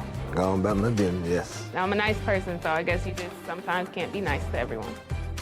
You know what's so disappointing? She seems like a very lovely young lady. Her father seems like a nice man. He had actually helped to purchase the first car, and I think co-signed a loan for her or bought her the car in 2018 that she then turned over to him. But he's been her stepfather for a long time. How could you be so irresponsible? And you know she's a single parent of 4 children who relies a lot on her credit. And her credit on her car. And she's maintained her credit. Yes, except for the fact that her stepfather sort of ruined it for her a little. He really didn't have a defense. No. I don't think he had a defense. I don't think that you borrow somebody's car until your car is fixed 3 years later. Tracy Jennings Spencer is suing her cousin, Chris Jennings, for a loan to cover funeral costs. Court come to order. All rise. Have a seat, please. Hello, Judge. Case number 2009, Jenny Spencer versus Jenny. Thank you. You're welcome. Miss Spencer, are you related to Mr. Jennings? I am. How? He's my cousin. How? On our dad's side. So his father and my father. That's how we're related. How were they related? So his dad and my father are pretty close in age, but they are cousins themselves. But my dad is pretty young, so they're close. My dad and his father are close in age, so they were more like brothers. I still don't understand. My father and his father were first cousins, but I was raised by my grandparents, so that's why we're close. Okay, so your fathers were first cousins? Yes. Okay. Your mother passed away. Yes, ma'am. When? Mother's Day on 2020. Were you close to your mother? I was very close. Did you live together? I was taking care of her for 8 years while she was... So you were living with her? Yes, ma'am. How old was she when she passed away? 58. What did she pass away from? Her arteries had blockage. She had surgery twice, and they couldn't do the third surgery. Plus, she had 3 strokes. When you were taking care of your mother, was that a full-time responsibility? Full-time. She had a colostomy bag, and plus she was in a walker before she had the strokes. Was it just you and your mother living together? Yes, ma'am. Was it in her home? It was in my home. In your home? Yes, ma'am. Was that an apartment? It was a house. That you rented? Yes, ma'am. How did you and your mother support yourself? I'm an RF technician, so I worked when I could be away from home, but when she got real bad sick, where she couldn't even walk, I couldn't even work, so I couldn't even go out of town. So I work on the road a lot. And she gets a disability check, which is about $1,800, which wasn't much at all for us to survive. Are you back at work now? Yes, ma'am. Who are you working for? Myself. I'm a contractor, Extreme Communications. When your mother passed away, Mr. Jennings, are you an only child? Yes, ma'am. She passed away in the hospital? Yes, ma'am.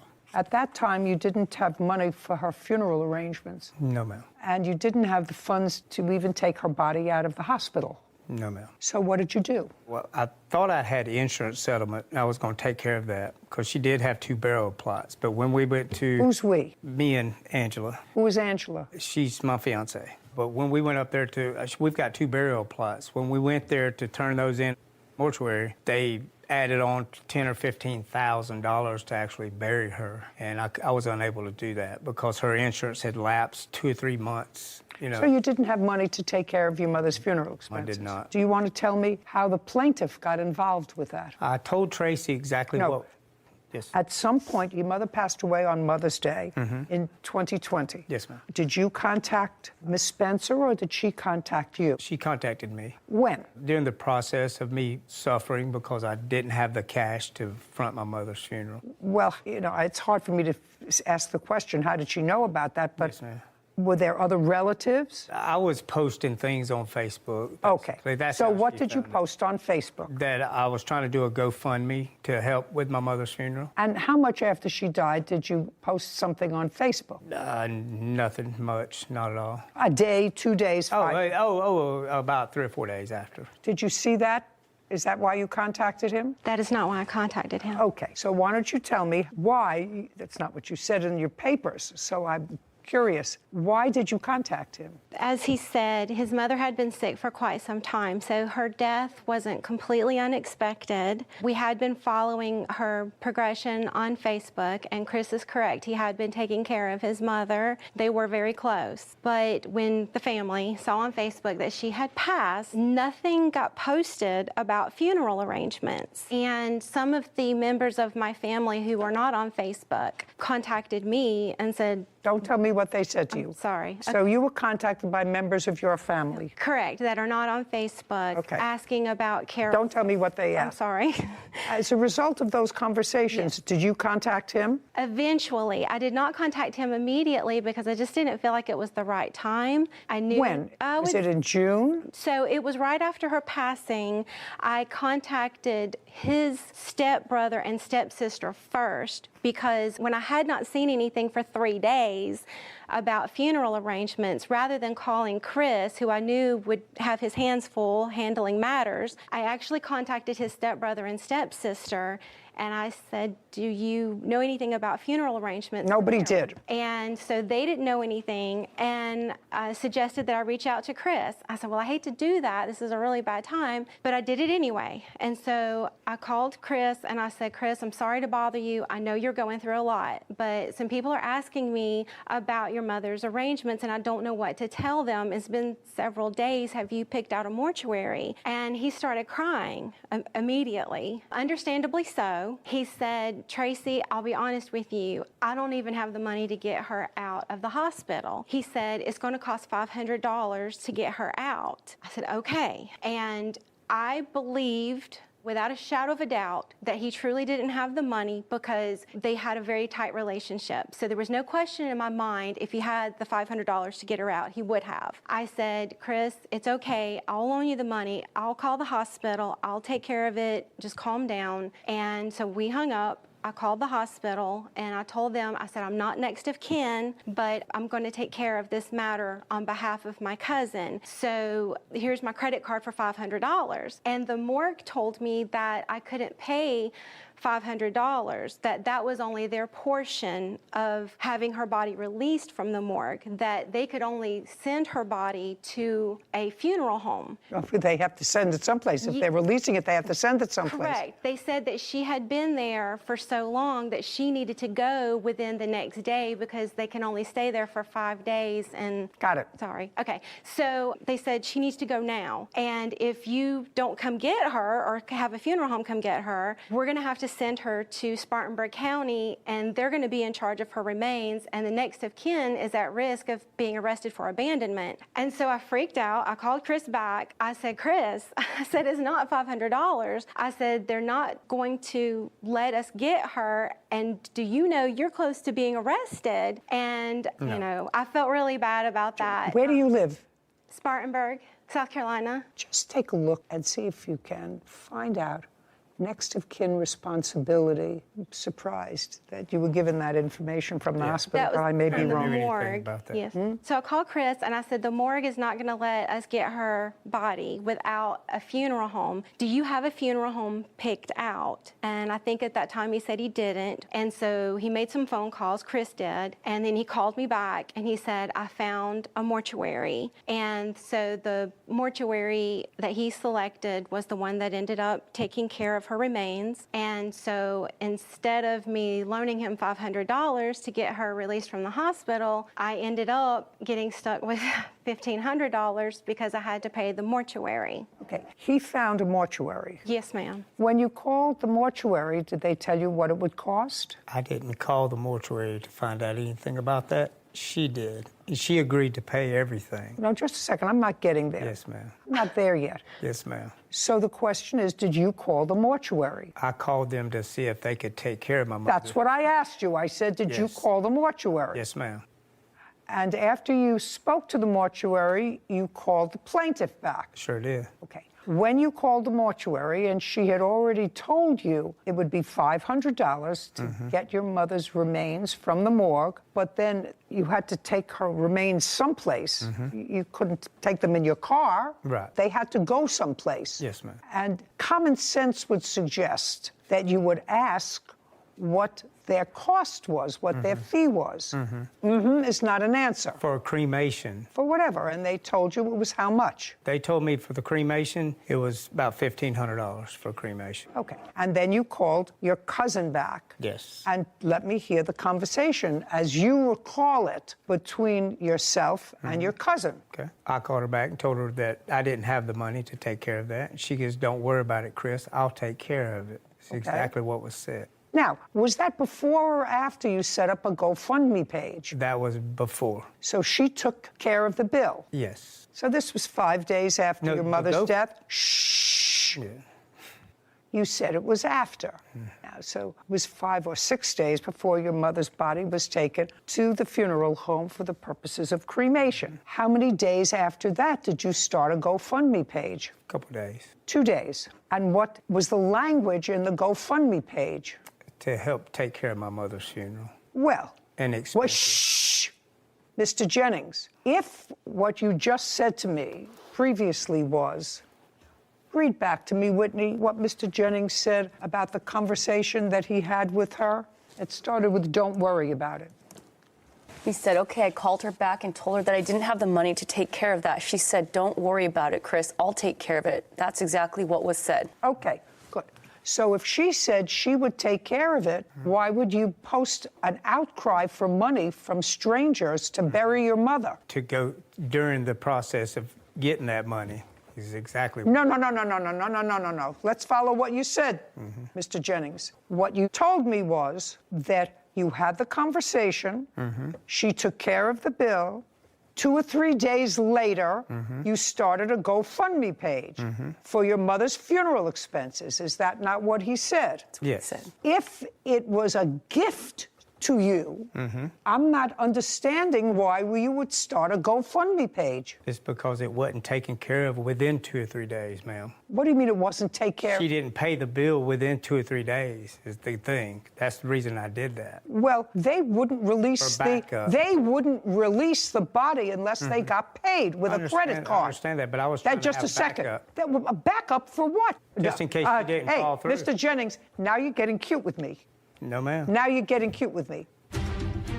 And later today, He said to you, I need to borrow $2,300. and you said to him, Why can't you ask anybody else? and he said to you, His girlfriend's father, if he were to ask him, he would pry and find out that he was addicted to cocaine.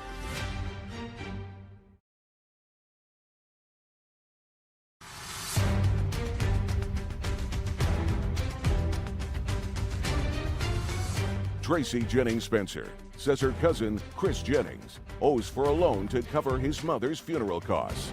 Chris claims it was a gift. now, the plaintiff had to give the hospital her credit card. Is that correct? Yes, ma'am. So before they released the body, which they had to do within a day, they had her credit card. And it wasn't until after that that you started a GoFundMe page. Okay. And don't raise your hand.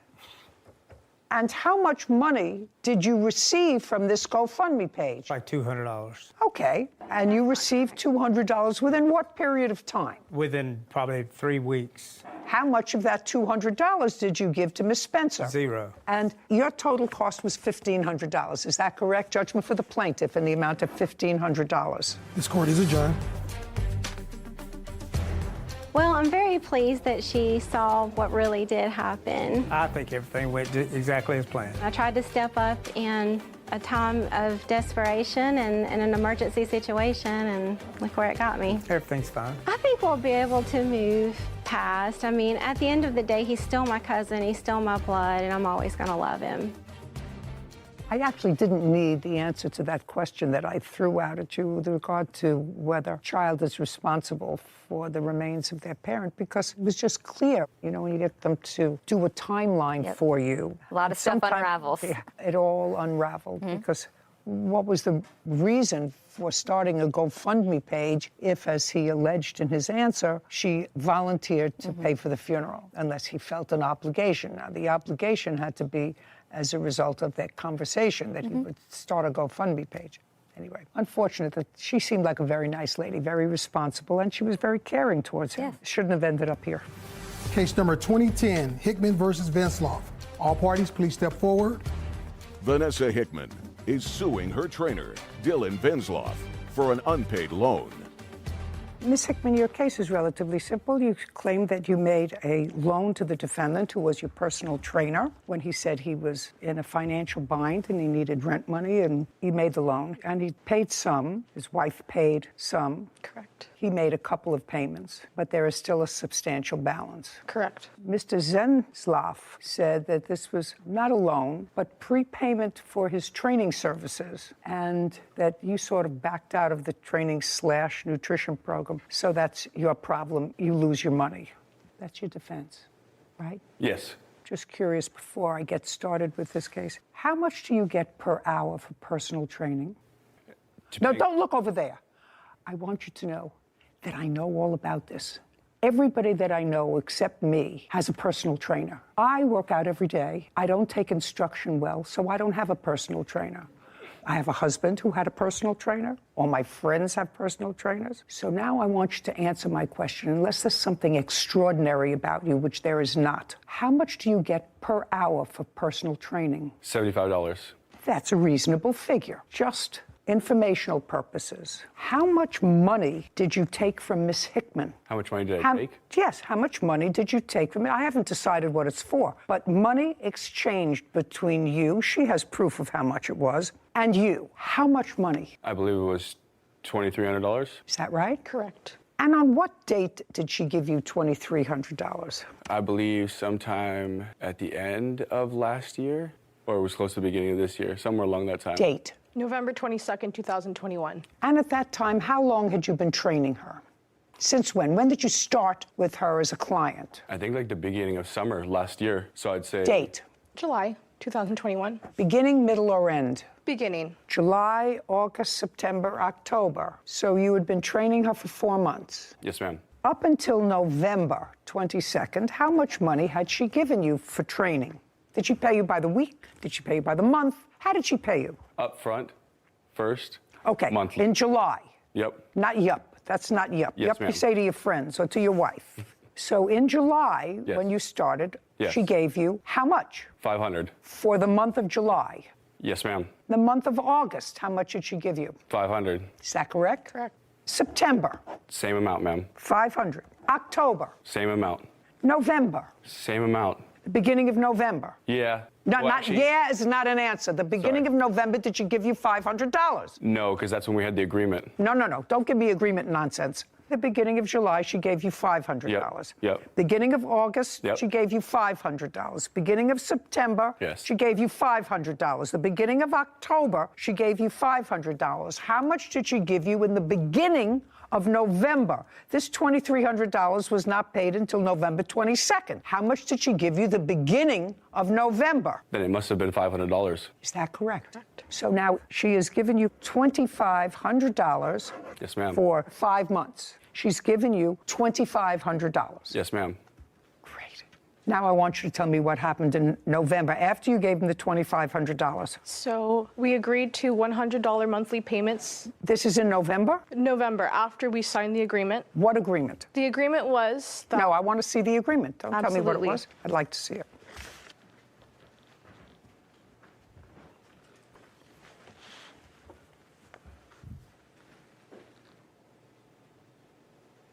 Who wrote this? I did. Well, I don't actually understand it. It says, I, Mr. Venzloff, hereby accept $2,300 from my client, Vanessa Hickman, in trade and paid in advance for training. This will cover meal plans, planned workouts, in-person training, check-ins, and virtual check-ins from November 22nd, 2021 to May 15th, or 1 month of training and payment plans of no less than $100 a month, starting 12/22/21. I agree to pay back the full amount in 12 months. I actually don't understand what that means, because you agreed to pay back the full amount in 12 months by paying her no less than $100 a month, starting December 2021. First part says you're accepting this $2,300 from your client in trade and paid in advance for training, but that you will pay her $100 a month and be finished paying her in 12 months by 11/22/2022.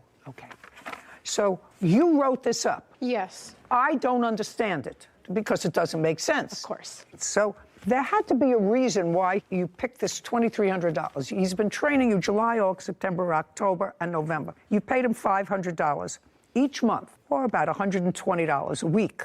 And all of a sudden, there's a $2,300. What is there something that I said funny?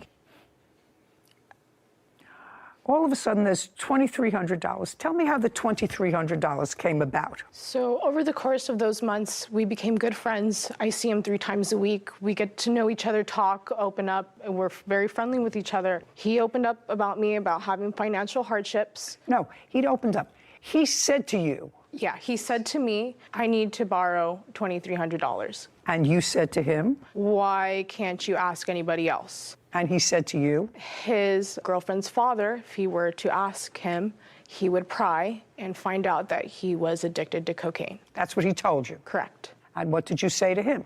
Oh, okay. So if I give you this money, we're going to write an agreement to cover me in case you don't pay me back. And what did he say? Okay. And that day on November 22nd, we wrote out the agreement. No, you wrote the agreement. Absolutely. I wrote it down, and he gave me a photo of his driver's license that day. And you have a copy of that driver's license? I do have a photo on my phone, yes. I'd like to see it. Of course.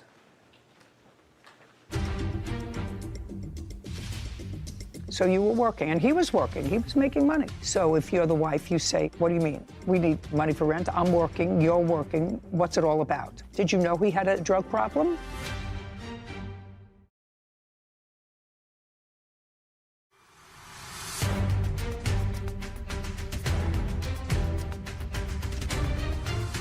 Vanessa Hickman claims her trainer, Dylan Venzloff, owes for an unpaid loan. Dylan says it was a trade agreement and not a loan. Okay, Mr. Venzloff, understanding what I said to you before, that everybody that I know has a trainer. Everybody, except me. Nobody that I know has the driver's license of their trainer. Nobody. And I'm very old. Now, can you give me a logical reason why the plaintiff would have a copy of your driver's license in her phone? To make sure that the trade agreement stays. What's the trade agreement? The trade agreement was that she was going to give me the money, and I was going to... Just a second. Let's go back for a second. Yeah, no problem. So what she says, in part, was accurate. Is that what you're telling me? In part. That you became friends, you would talk to her, you had a girlfriend, you knew he had a girlfriend. Correct. You asked her for money. Yes, ma'am. Different amount of money because you were in financial difficulty. Yes, ma'am. And that she asked you, why couldn't you ask your girlfriend's father? Because she evidently knew that based upon the fact that you were friends, that you're the wife, girlfriend, whatever, your father has money? Yes. Okay. Why couldn't you ask the girlfriend's father, right? Yes. She asked you that question? Yes. And did you say to her, because I didn't want him to pry? Yes. Because I have a cocaine habit? Yes, ma'am. Okay. And so she gave you the $2,300. Yep. Not yup. Yes, ma'am. Sorry. And that was on the 22nd of November of last year. After she gave you that money, and you were supposed to, according to this agreement, make $100 a month payments to her. That would that's what it says. Yeah, if I was unavailable. No, it doesn't say, there's nothing here that says unavailable. Well, it's actually... There's nothing, that's why I don't understand this agreement. Yeah. You see, not yet. That's why I don't understand this agreement, because one talks about training and workouts, and one talks about you agreeing to pay her back within 12 months at no less than $100 a month. So it doesn't make any sense. So now I have to figure out what it was that really happened. Do you understand? Yes, ma'am. Okay. So this paper says something about $100 a month. Now, did you ever give her $100 a month? Yes, for a month. In what months did you give her $100 a month? I think it was the first 3 months. And you gave it to her how? Via Venmo. Did he give you the first 3 months? He gave me the last 2 months, and his wife paid me the first month. That would be you? Yes. Stand up, please. Tell me your last name. Venzloff. When did you find out that your husband had taken money from the plaintiff? When she had sent me a message on Instagram asking for me to send her money that he was late on a payment. And that was in what month? I believe mid-January she messaged me. January of 2022. Correct. And up until that time, your husband had not told you that he took money from the plaintiff. That's an easy question. I don't believe so, no. He had not. Well, that's what it sounded like. You didn't know about it because the first you heard about it was when she sent you a message. So he had not told you that he took money from her before. Now, when you found out, you confronted him about this, did you take money from the plaintiff? I did. And what did he tell you? He told me that he had to pay for rent that month. Were you living together? We were already married. Were you working? I was. So you were working, and he was working. He was making money. So if you're the wife, you say, what do you mean? We need money for rent. I'm working. You're working. What's it all about? Did you know he had a drug problem? That was when I found out. Okay. Well, that's a fair question. I like the honesty. Did you have discussions with him about that? Yes. Did he go into rehab? Yes. Great. When did he go into rehab? He went for a week in December into a detox, and then he went for a month this last June, I believe. Because he had a relapse? Yes. How long was it in June? 30 days. During December and June, had he ever been arrested? No. So he did this voluntarily? Yes. Good for you. Thank you. Take a breath. All fine. Your husband owes her $1,800. That's what she's suing for. That's what he owes her. He knows he owes her that money. She was doing a good thing. She was being kind to him. And probably, ultimately, if he stays clean, saved his life. Mm-hmm. Reasonable, because but for that, you wouldn't have found out, you wouldn't have forced him to take some action. Is that what happened? Yes. Do you have a drug problem? I don't know. Does your father still not like him? They're best friends. They're best friends? Yes. Interesting. I'm absolutely shocked. Judgment for the plaintiff in the amount of $1,800. We're finished. This court is adjourned.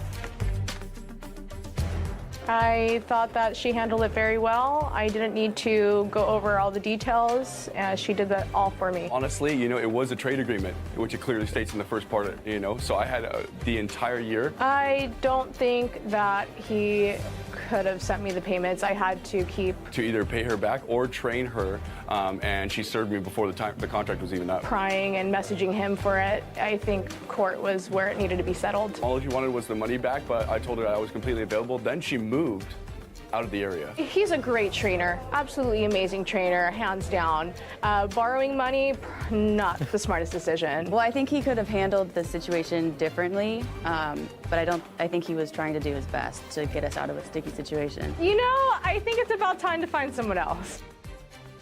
I remember my law school days, Sarah.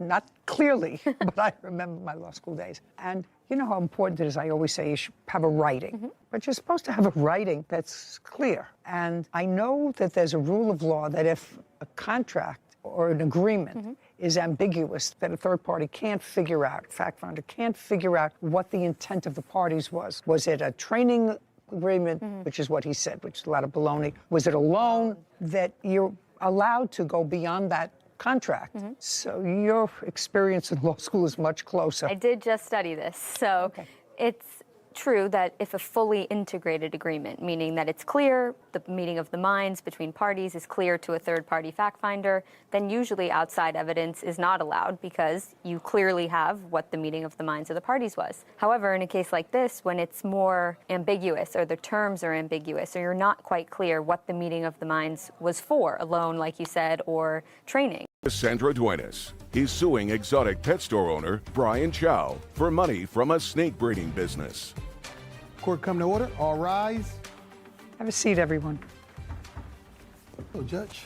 Case number 212, Duenas versus Cho. Thank you. You're welcome.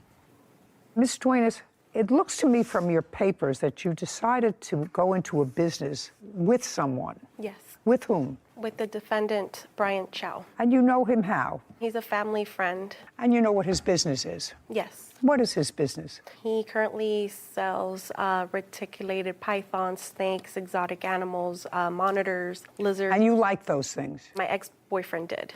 Did you? I was more for the investment part.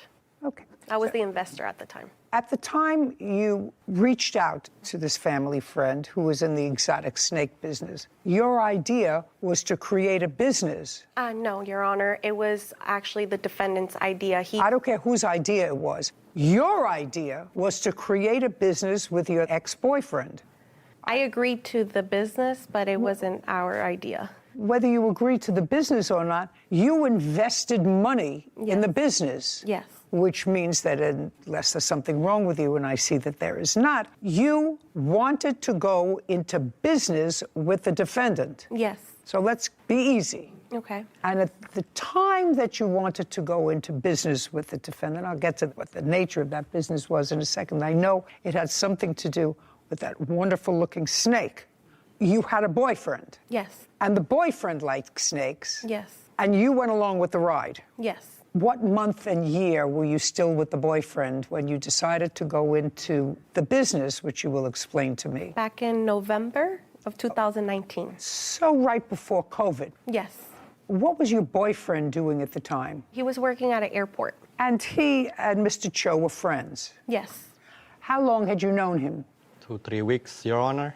Where did you meet him? He came into my store and acquired I didn't ask you anything. That's how you met him? Yes. I'm going to get through this case and get this lovely thing out of the courtroom as quickly as I possibly can. Wow. Some people find them exotic and gorgeous. I find them a little bit squirmy. So in November 2019, boyfriend and you decided to go into the business. Explain the business that you invested in. I invested on 5 reticulated pythons, 1 male and 4 females. That was the original deal. And what were you going to do with them? Mr. Brian Chow was going to have it in his shop, and together we were going to breed them and make a profit out of them. So the intention was never for you to take these pythons to your residence? No. And you understood that? No. They're buying the snake, Your Honor. Okay.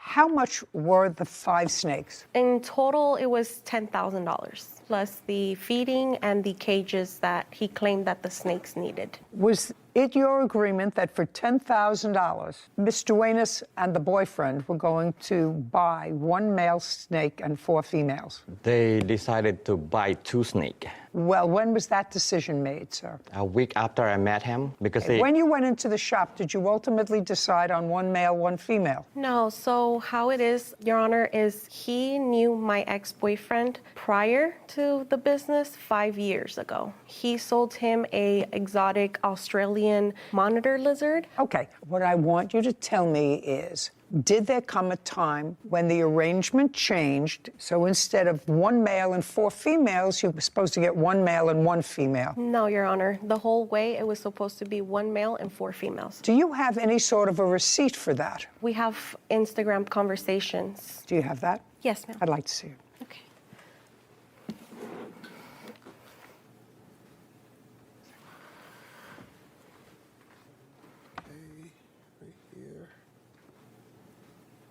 One male, 4 females. The guy's asking $15,000 for all, and then he says, I'll drop it to 12. Then somebody, I don't have 12 now. I just spent a lot on my monitor. Let's go the rest. Okay, so he said, I don't have that money now. He says, I'm getting 16 lace monitors. You remember that discussion? And then that's a big investment for me right now. I'm saving up to get a house, but I'm down to breed my monitor with any of your monitors. Keep going. So far, I don't have a contract. And then somebody says, no, you pay half and I pay half. Who wrote that? He did. No, you pay half and I pay half. Then you say $6,000. I'm short $6,000. I want to get them, but I'm low on cash till next month. And that's from you. That's from the reptile. I have to say it, Your Honor. Okay.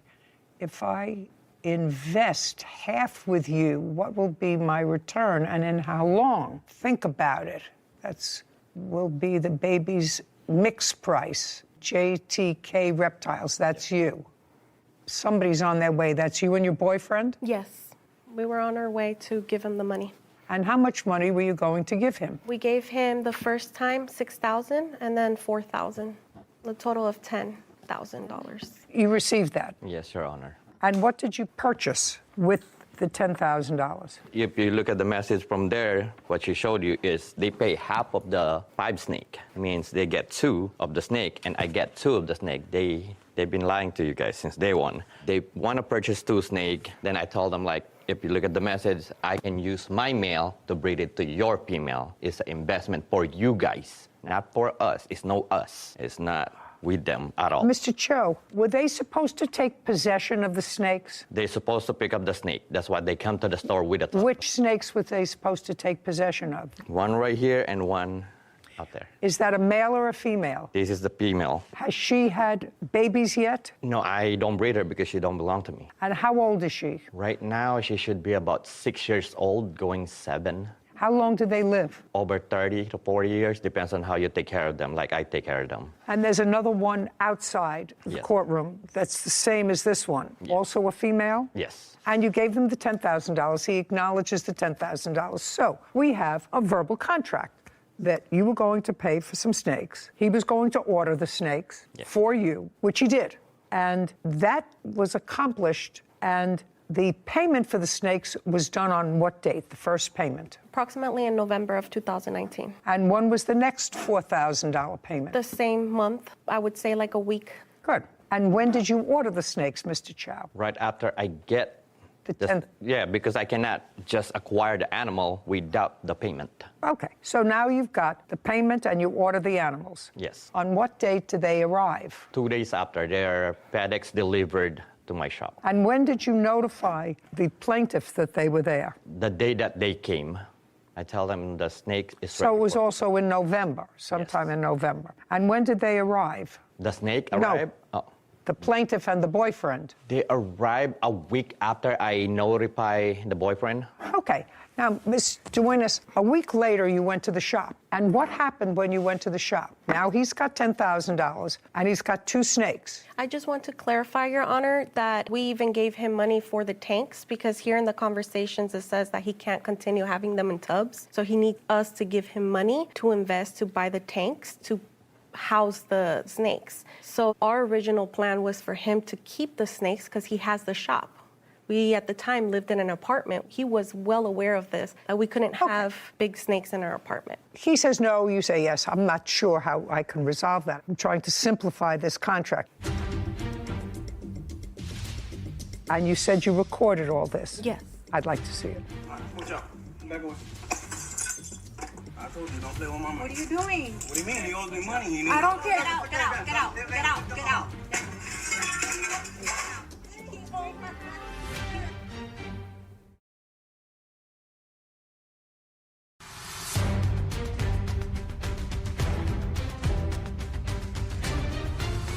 Cassandra Duenas claims exotic pet store owner Brian Chow owes her money for a snake breeding business.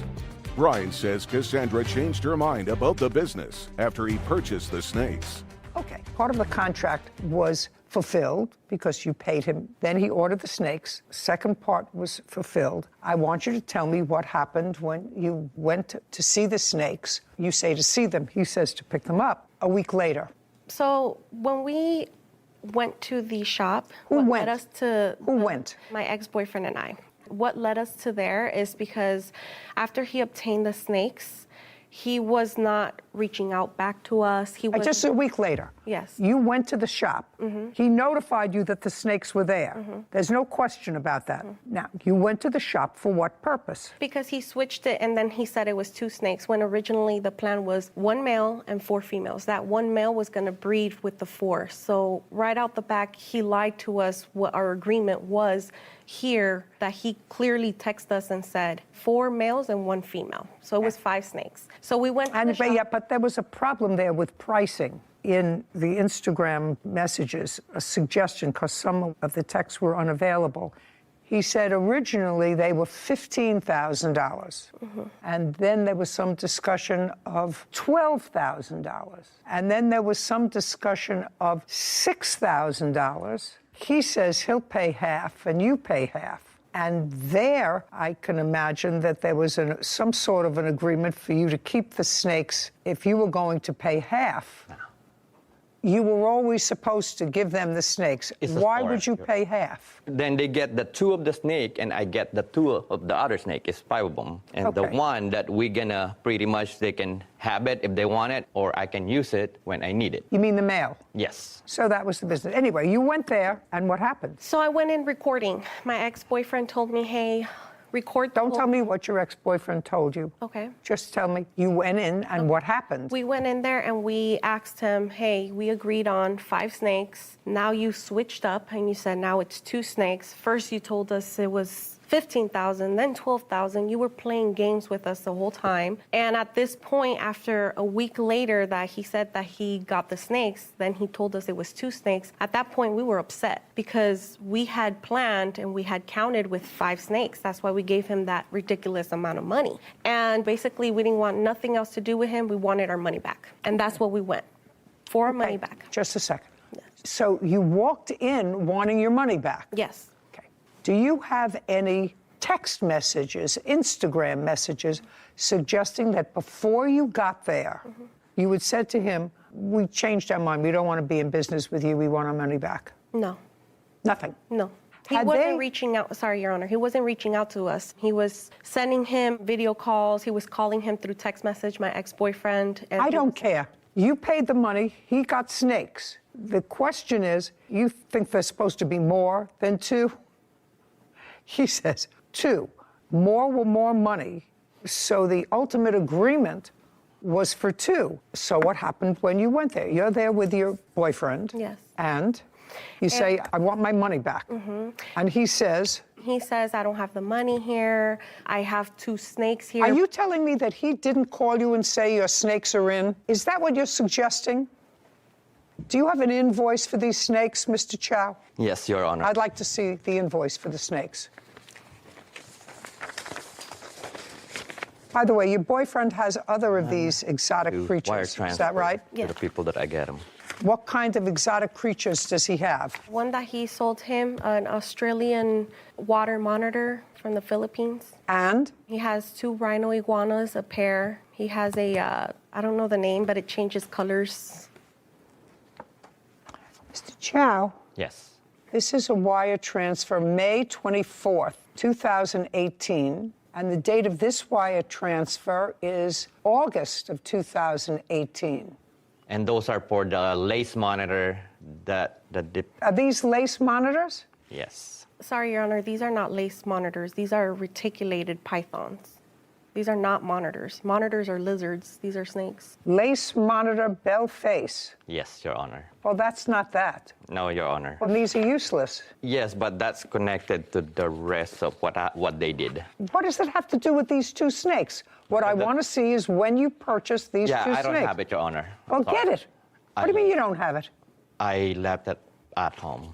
I'm so sorry. Well, what'd you bring these for? Those are the time that they both got arrested when they went to my shop. Yeah, but you now have those back, right? Yes. You have those back. So if you had to take documents, why didn't you take the documents for the snakes in question?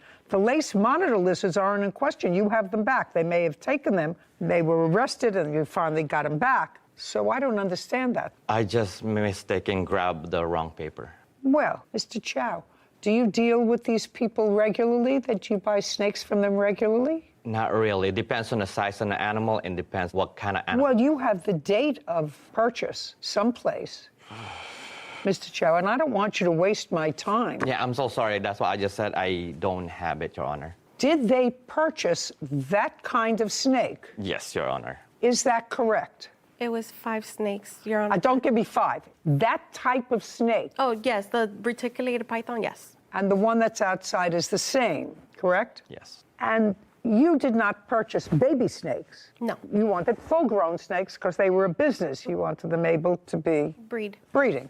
Okay. Should have brought the paperwork. And you went in there that day in November because you had changed your mind. Yes, and on top, yes. Because you had changed your mind. Yes. That's the answer. You had changed your mind. You can give me a whole bunch of excuses, and you told him you changed your mind, you want your money back. And he said no, because I ordered the snakes, and I got them in, and they're yours. Contract is completed. I'm merely holding your property. And then there was a kerfuffle. And tell me about the kerfuffle. The issue was that it was going back to what I was saying is, then we asked him as well, can we have like receipt? How much did you really pay for them? No, that's not your business. That's not your business, how much you really paid for them. He made a deal, you paid him. If he got them for $2,000 and you paid him $10,000, that's nothing. The kerfuffle, let's draw this down to its most simple English. You wanted your money back, and you wanted to cancel this contract. Yes, it's just when we arrived, those weren't the snakes that we ordered. These were the breed of it, is the ones that he was putting here on Instagram, which I have, which is not those. So we ordered something and we got something else. So is what you're telling me, you went there to pick up your, because now it's changed. You went there to pick up your snakes. When you got there, they turned out to be a different... It's breed. It's like the... Pythons, right? Yes. They're pythons, but it was a different kind of python. Now you're telling me because it was a different python, you wanted your money back. Yes, because it wasn't what we paid for. It's like we paid for a Ferrari and we got a Toyota, basically. It's basically You know nothing about pythons, so you're taking your cues from your boyfriend because that's his strong suit. Is it yours as well? No, I'm just the investor. Right. So your boyfriend had a conversation with him and said, those aren't the snakes that I ordered. Yes. Okay. And I want my money back. Yes. And you said you recorded all this. Yes. I'd like to see it. And when he broke the glass, where did he take them? He put it in a bin. And is that you carrying them out? Yes, and that's the reason why I was charged with the robbery, just because I walked out with the item. That's fine. That's a co-conspirator.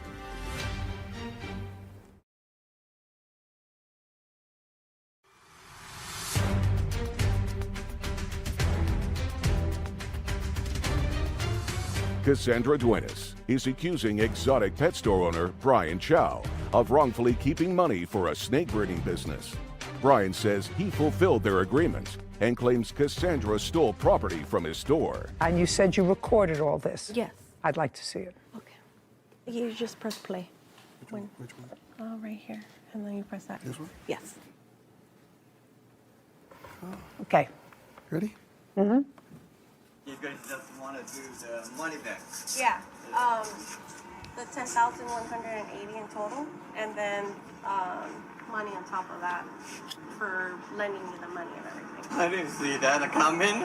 Yeah, because we didn't see this coming. You just kept on giving us a runaround and a runaround. Oh, no, what? About the mail. Remember that? No, that's why I'm waiting for the mail to be delivered. I don't have the mail. Yeah, but remember you had told us that the guy had it because he had to leave and he had to gut out because he has surgery and all that stuff. Yeah. We gave you the money right there and then. You don't understand what mission we had to go I through. didn't know. I don't mind getting you guys your money back, but I don't have cash right now. You guys caught me by surprise.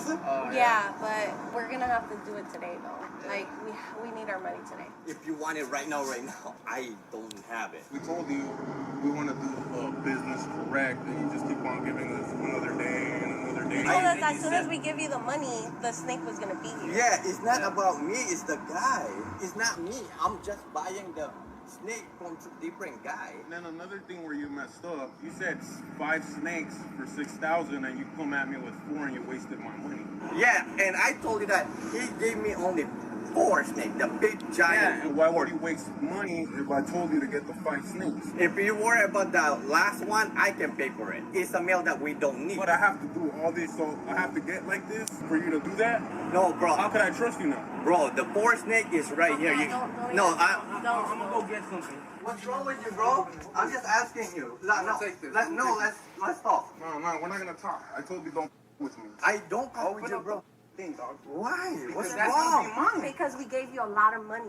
We're talking about over $10,000, and you're just giving us the runaround. First, you told us 5 snakes. This is what we can do. I'll take, and when you get the money, I'll give it back. Yeah, female too. Oh, no. Oh no? All right. Well, come on, bro. You're looking at a 15 grand. I told you don't play with me. I don't play with you. You don't even have the money right now. Open them up, man. I got the half of the money. Open them up. I'm trying to talk to you, bro. No, there's no more talking because we gave you the money right here and then. That's unprofessional. You're trying to scam us, and you don't do that to people like that. I didn't. How did I scam you? Open it up before I open it. You're telling me that you don't have the money. I have half of the money because I'm waiting for the snake. Bro, if you guys gonna get arrested. There's no arrested. We're just getting what you took from us. Over $10,000. I'm trying to talk to you. $10,000. You're gonna open it. I'm trying to told you. No, we tried to talk to you. You're telling us you're gonna have the money. I have everything in video. I don't care. You can record me, bro. Alright, so are you gonna You open don't it? play with people's money. You can call You owe whoever me you over want. $15,000. This is 15 grand. We don't care. Can you call a cop, please? No. Alright, watch out. Come back away. I told you, don't play with my money. What are you doing? What do you mean? He owes me money. I don't care. Get out. Get out. Get out. Get out. Get out. Get out. Get out. Get out. Let them alone. He owes us money. He owes us money. He owes us money. They're gonna deal with it. With the police. Now I'll play that video, please.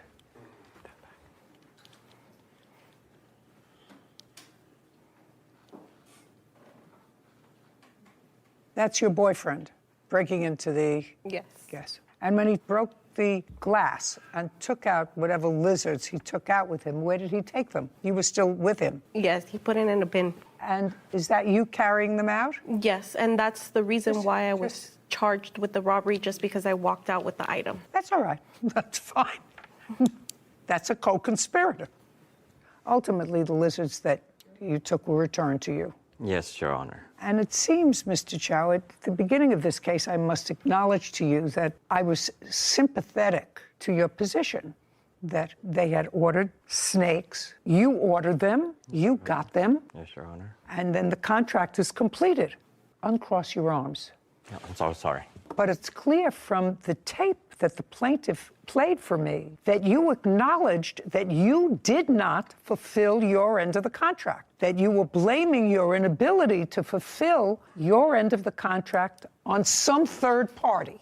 Is that what I heard in the tape? I mean, you know, my hearing's not really acute, but that's what you said. I have no control. I can give you back half your money, but I can't give you back all your money. So the contract was not complete. It was complete because they supposed to get only 2 snakes. I didn't see anywhere where it says just 2 snakes. There was a whole bunch of conversation there about the male snake, and you were supposed to deliver to them the male snake. And you said, I don't have that money now, but I can get that money for you. I can give you the first money. I don't have the second money. It was clear that the contract was not complete unless you have something to show me that it was. But what I heard, it was not.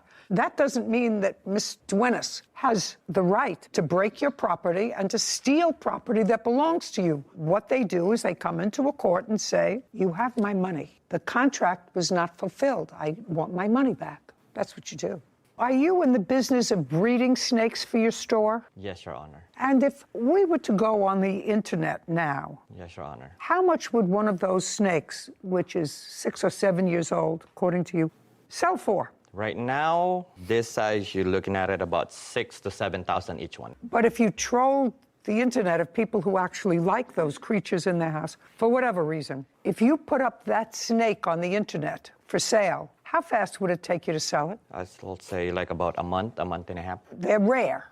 Yes. Is that right? That's what you're saying. It's rare and is just not a lot of people will acquire that much money. Even though they can sell the babies. And how many babies do they have? In a year, they can do from 30 to 50. And each one of the 30 to 50, you can sell for $3,500. Yes. I suggest you do that. She gets her $10,000 back. Judgment for the plaintiff in the amount of $10,000. We're finished. Thank you very much. This court is adjourned. I'm very happy, and I'm happy that she was able to see herself that the defendant got caught in multiple lies. They're just a customer. He wasn't truthful since the beginning. Ever since we invested. They bought a snake. I would want to give their snake, but they don't want to take it. And it's very sad how nowadays you can't trust in anybody.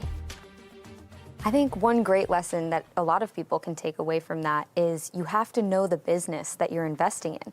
I can appreciate she was sort of doing it for her boyfriend and he had the knowledge about the exotic animals, but that's her money at the end of the day. And if you're going to put your own hard-earned money on the line, it should be a business that you at least put in the time to learn about. To understand. Exactly, so that you don't have to rely on somebody else to make the right decisions. Who's going to be gone tomorrow? Exactly, exactly. And your money who potentially could, and then you're left on your own, having to sue and navigate a field that you really know nothing about. Smart. And it was also an example of a contract that was not fully executed. I actually thought when I started the case that there was an offer, an acceptance, you performed, paid the money, got the snakes, and then you can't change your mind. Once you get it, you say, well, I changed my mind, but that's not what happened. Nope. And her video demonstrated that that's not what happened because Mr. Chow started to waft. Well, it's not my fault I don't have your mail. It's another guy, and I would give it to you, but I can't give it to you as soon as I get it, you know. Yeah. So he did not deliver on the contract. So I had very little compulsion other than to say, you don't have to take the snake and you get your money back. Yeah. Anyway, done. Yeah. And the snake is gone. 17-year-old Bella North and her mother, Angela North, are suing business owner Heather Olson for car damage. Court come to order. All rise. Have a seat, please. Hello, Judge. Case 2092, North versus Olson. Thank you. You're welcome. Ms. North, this is your daughter. Yes, ma'am. Why don't you have a seat? Because you actually weren't involved nor a witness to the incident. Are you the owner of the car? No, ma'am. Okay, why don't you have a seat? Tell me your first name. Bella. Bella. Bella, from what I gather from reading the papers, you and the defendant's daughter were good friends. Yes, still are. And have been friends for a very long time. So, not a very difficult case. You were going to visit Ms. Olson's daughter, Lotus. Yep. And according to you, you've done that innumerable times in the past. You were also 17 at the time? Yes. You went to visit Lotus, I'm trying to find the date in your complaint, on April 16th of 2022. Yes. And when you got to the house, which you had done many, many times before, according to you, you parked behind the defendant's car. Yes, I did. Was the defendant in her car at the time you parked your car? I did not see the car on when I pulled up behind it. I turned around for a moment to gather my things, to my backpack, my charger, everything. I then look up and I see the car is on. I never saw anyone. You never saw anyone get in the car? Yes, exactly. Okay. Now, could you tell me what kind of car were you driving? A 2001 Honda Accord. So a very small car? Yes, sedan. And you were in a large car, Miss Olson? Your car is a large car. Yes, Your Honor. What kind of car is it? It's a Suburban. Now, can you tell me why you parked behind her car? If you parked behind her car, you were blocking her in. Yes. So I parked behind her car because Lotus has told me in the past. You can't tell me anything that Lotus told you. Okay. I parked behind her car so that the driveway to my left was free for people to come in and out, because I am aware that she does have residents in her home, and I was... But that means that she couldn't get her car out if you were parked right behind her. Correct. Okay. Now, is there parking on the street, Mrs. Olson? Yes, Your Honor. May I see that? No, I don't want to. Thank you. May I describe what is in the photo? Well, I'm just asking you, is there on-street parking here or not? It's not laid out, but you're allowed to park on the street. We have also additional parking next door at the neighbors. They've invited us to park. No, you can't tell me that they invited you. Sorry. I'm just asking whether Miss North could have parked someplace else. And the answer is she could have. It was more convenient to park behind your Suburban. Now, as you turned around to gather your backpack, according to your complaint, you felt something hit your car, your 21-year-old car, right? Yes. Would you look up 2001 Honda? Where did you get the car from? I got it from a small dealership in my town, Sarasota. Who purchased it? I did. For how much? $3,000. Okay. And you felt something hit your car? Yes. And then you looked up, according to what I read, and you saw the backup lights on. Yes, I looked up, saw the reverse lights on, waited, saw the car back up into me, hit my car, I honk, the car stops. The car then continues to reverse again, hitting my car. I honk, they stop. I then turn back on my car. I reverse away so she can get out, and then she proceeds to leave. Okay. And show me what the damage was to your car. Yes, ma'am. The Kelly Blue Book value is $2,500 to $3,500, so right in the range. Great. What is this? A picture of? The 2 scratches and the dent. Let me see the whole car. I do not have a picture of my whole car. Well, that's unfortunate. I see a scratch. I don't know if it's a scratch. I see some... There's a hole towards the corner of the light. That was not there before. My whole light is... You mean this? Mm-hmm. Yep. See where there's a gap in the light is supposed to be collided with the bumper, and it's not. Mm-hmm. It was hit and damaged. Okay. Did you see her car when you came out? No, Your Honor. She didn't see you, so you were in the car, I assume, when she pulled up behind you. Do you understand? So she was in her car, in her driveway, when you pulled up in your car and blocked her car in. If you had seen her in the car, would you have parked behind her? No. So you didn't look to see whether she was in her car? No. And she was in her car, and her car is high. You look up, you have a big Suburban. You don't expect anybody to be stupid enough to park behind your car. You're in your car already, because clearly she didn't see you pull up because she was in her car, right? Now I'm going to ask you, because you say you don't remember hitting something or you weren't sure you hit anything. Is that your answer that I'm getting? When my other daughter drove up, parked the vehicle, left it running, ran inside the house, I ran out and, of course, checked behind me and drove out. I asked you a question. You didn't? I did not hit anything. Well, you don't remember hitting anything. Correct, Your Honor.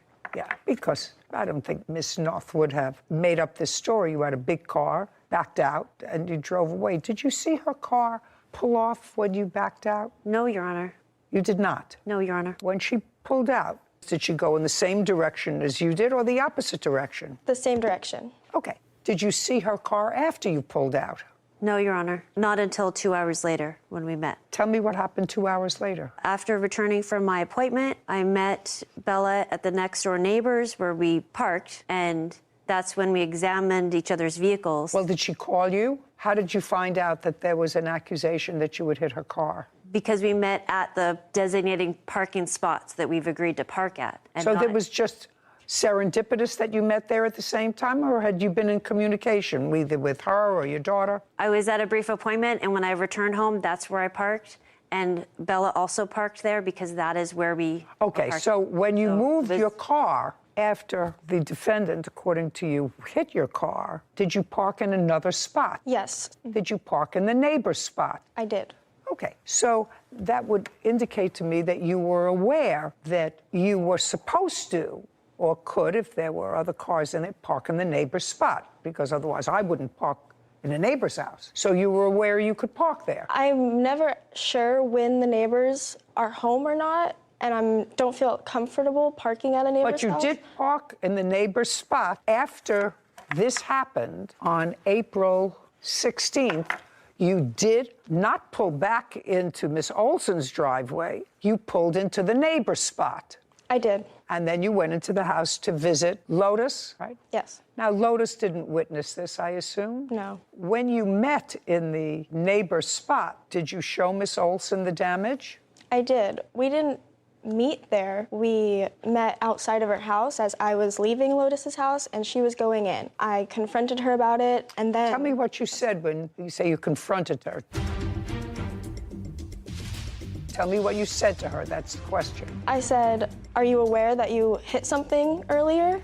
That was my car. Do you want to go check it out?" Is that the conversation that you had with her outside? No, Your Honor. Are you trying to tell me that it happened earlier in the year and your dogs just found the hole? They had never been out before? Is that what you're trying to tell me? Yes, ma'am. Oh, I don't believe that, sir.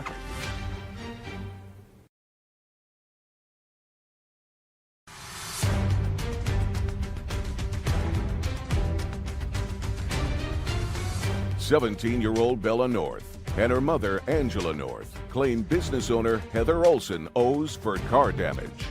Okay, tell me what you said when you say you confronted her. Heather knew that she... Don't tell me what she knew. Tell Okay. me what you said to her. That's the question. I said, "Are you aware that you hit something earlier? That was my car. Do you want to go check it out?" And she said? Yes, of course. And? And then she did. She said, "Okay, the damage will probably be at least $600. And then she told me to go to an auto body shop, which I did. And she told me to get an estimate, which I did. And that was that. Okay. Is that the conversation that you had with her outside? No, Your Honor. Tell me your version of the conversation that you had with her. Will you acknowledge that you met her? Yes, when Bella and I met outside, she came at me accusing me of hitting her vehicle. Sorry. Tell me what she said to you and you said to her. She did say that I hit her vehicle and asked me to look at her vehicle damage. Immediately, I agreed to go look at both vehicles. And we looked at both vehicles. We both took photos of both vehicles. There was minor damage all the way around her vehicle, and I could not see any damage on mine. And I could not understand. Just a second. Yes. Did you look at her vehicle? No. At that time? Why not? We never looked at her vehicle. We only looked at mine. Well, she drove in her vehicle. Yes. Why wouldn't you look at her vehicle? It was about my vehicle. We were concerned with my damage. It was your damage, but you were contributorily negligent. I understand that, yeah. Well, you'd understand that, so you'd want to look at her vehicle, too. Did you ever have a conversation with her and say to her, take her to a body shop? Yes, Your Honor, that is true. Okay. I said, go ahead and see if they can find any damage that could have been caused by an accident like that, because I didn't believe it, and I didn't remember ever hitting her. And I thought it would be more like $200. Bella did come back with an invoice for $600 or $700. And then that was shocking to me because I couldn't believe that there was any damage just from that. So it turned out that the body work she was going to have done was basically her entire bumper and both headlights, which seems like a lot. Which is not the damage that, even assuming arguendo that you caused, she only showed me a picture of one headlight. Can I see the estimate that you have? Do you want all three or just the one that she... What do you want to tell me, Lotus? I was a witness to that conversation. Oh, I'd like to hear it. Yes. Stand up, move over. Are you living at home? No longer. When did you move out? I would say the second week of June. Did you have a fight with your mother about this event? No, I did not want to get involved. Great. Okay, tell me exactly what you heard your mother say. She said, "This is my auto parts place, and if you go there, I will pay for those damages. Okay, do you remember that conversation? Basically, that's correct, that I said, go to this bodywork person that I know, because I thought he'd see that's silly and turn her away. But your daughter is making a statement. Is that the statement? Go to my body shop and I'll take care of it. Yes. Okay, fine. Can I see the receipt that makes it? Have a seat, please.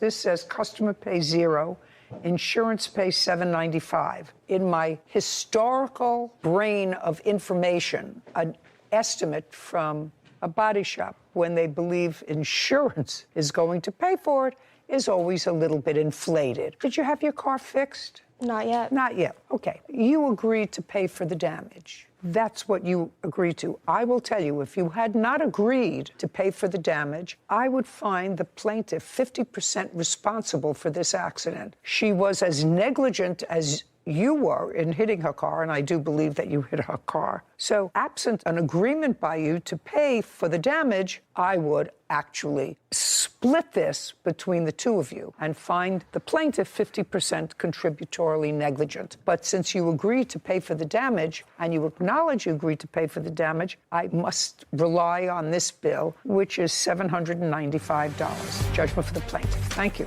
Thank Court you. is adjourned. I don't think it caused too much friction as we were never that close. Still in shock. Obviously, I'm still close with her daughter, so it hasn't caused too much friction.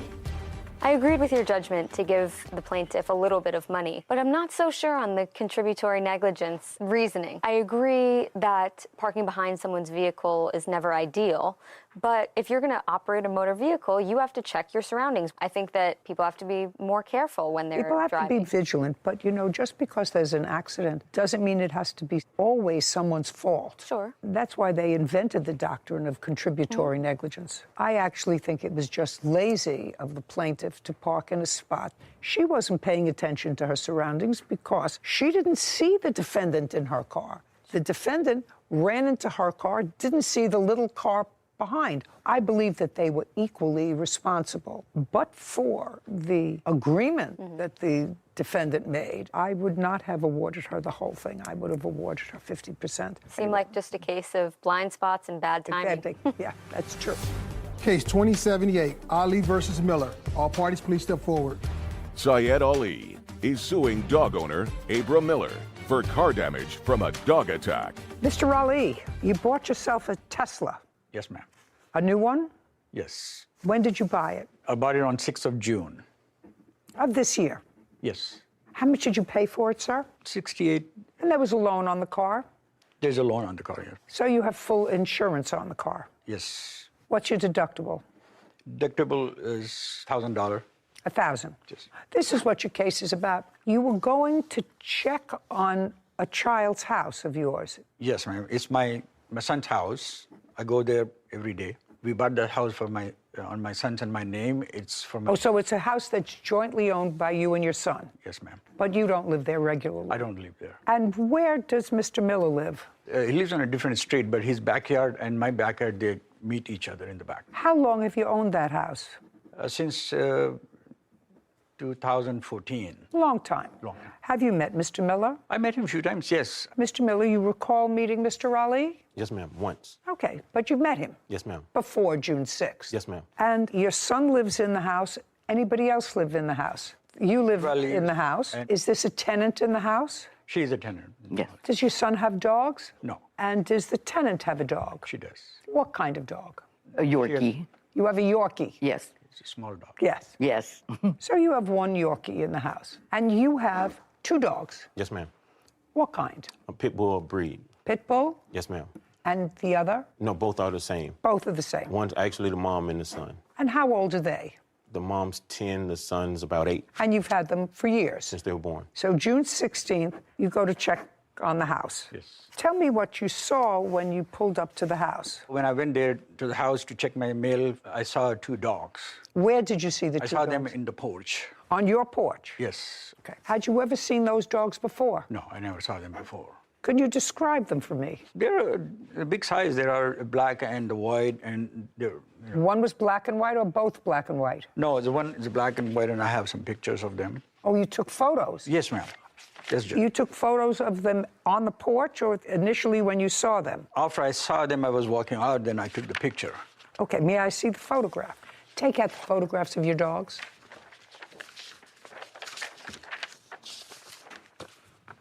Would you say, give me both photographs, please?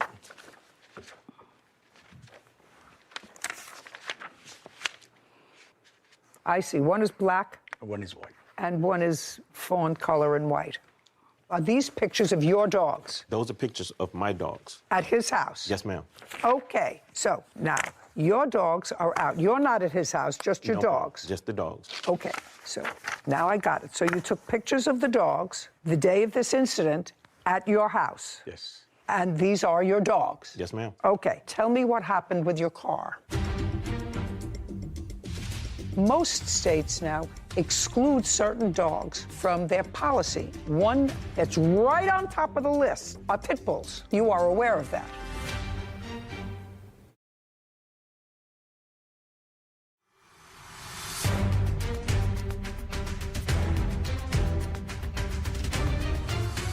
Syed Ali claims dog owner Abram Miller owes for car damage after his dogs attacked Syed's Tesla. Okay, tell me what happened with your car. Then I realized that I think maybe I need to get away from them because they were very ferocious and growling. And I quietly walked away from them, go to my car, lock myself in, and I said, I need to get out. So I saw them, they were jumping all around my car and biting everything. They were biting what? Biting the right side of the tire, this side, and the rim and all that. What your claim is that the dogs caused a substantial amount of damage to your car. Right. May I see the photographs of the damage? Yes, ma'am.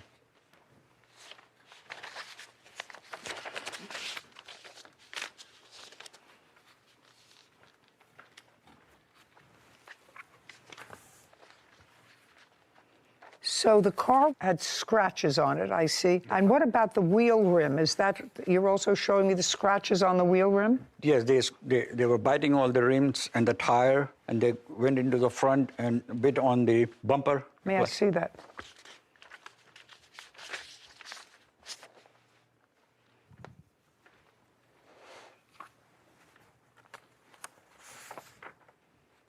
Okay, have you seen the pictures? Yes, ma'am. He sent you pictures of damage. He sent me some pictures, yes, of the damage. Okay, so now, Mr. Miller, what Mr. Ali is saying is that your dogs, who he has pictures of, that you acknowledge are your dogs, Yes, ma'am. caused damage to his car that he had for a week, that he paid almost $70,000 for. The dogs were clearly outside of your control. They were out of your control because you acknowledge that the photographs of them are without collars, without leashes, nobody around them, and the photographs are taken at his house. I'd like to hear a defense. Your Honor, there was no way for my dogs to have done the damage. My dogs are older.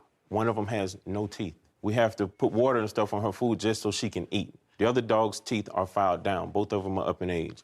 My dogs have never harmed anyone. I have 10 cars of my own in my yard, and I've never had my dogs biting any tires, any damage. Mr. Miller. Yes, ma'am. That's why they call dogs dogs.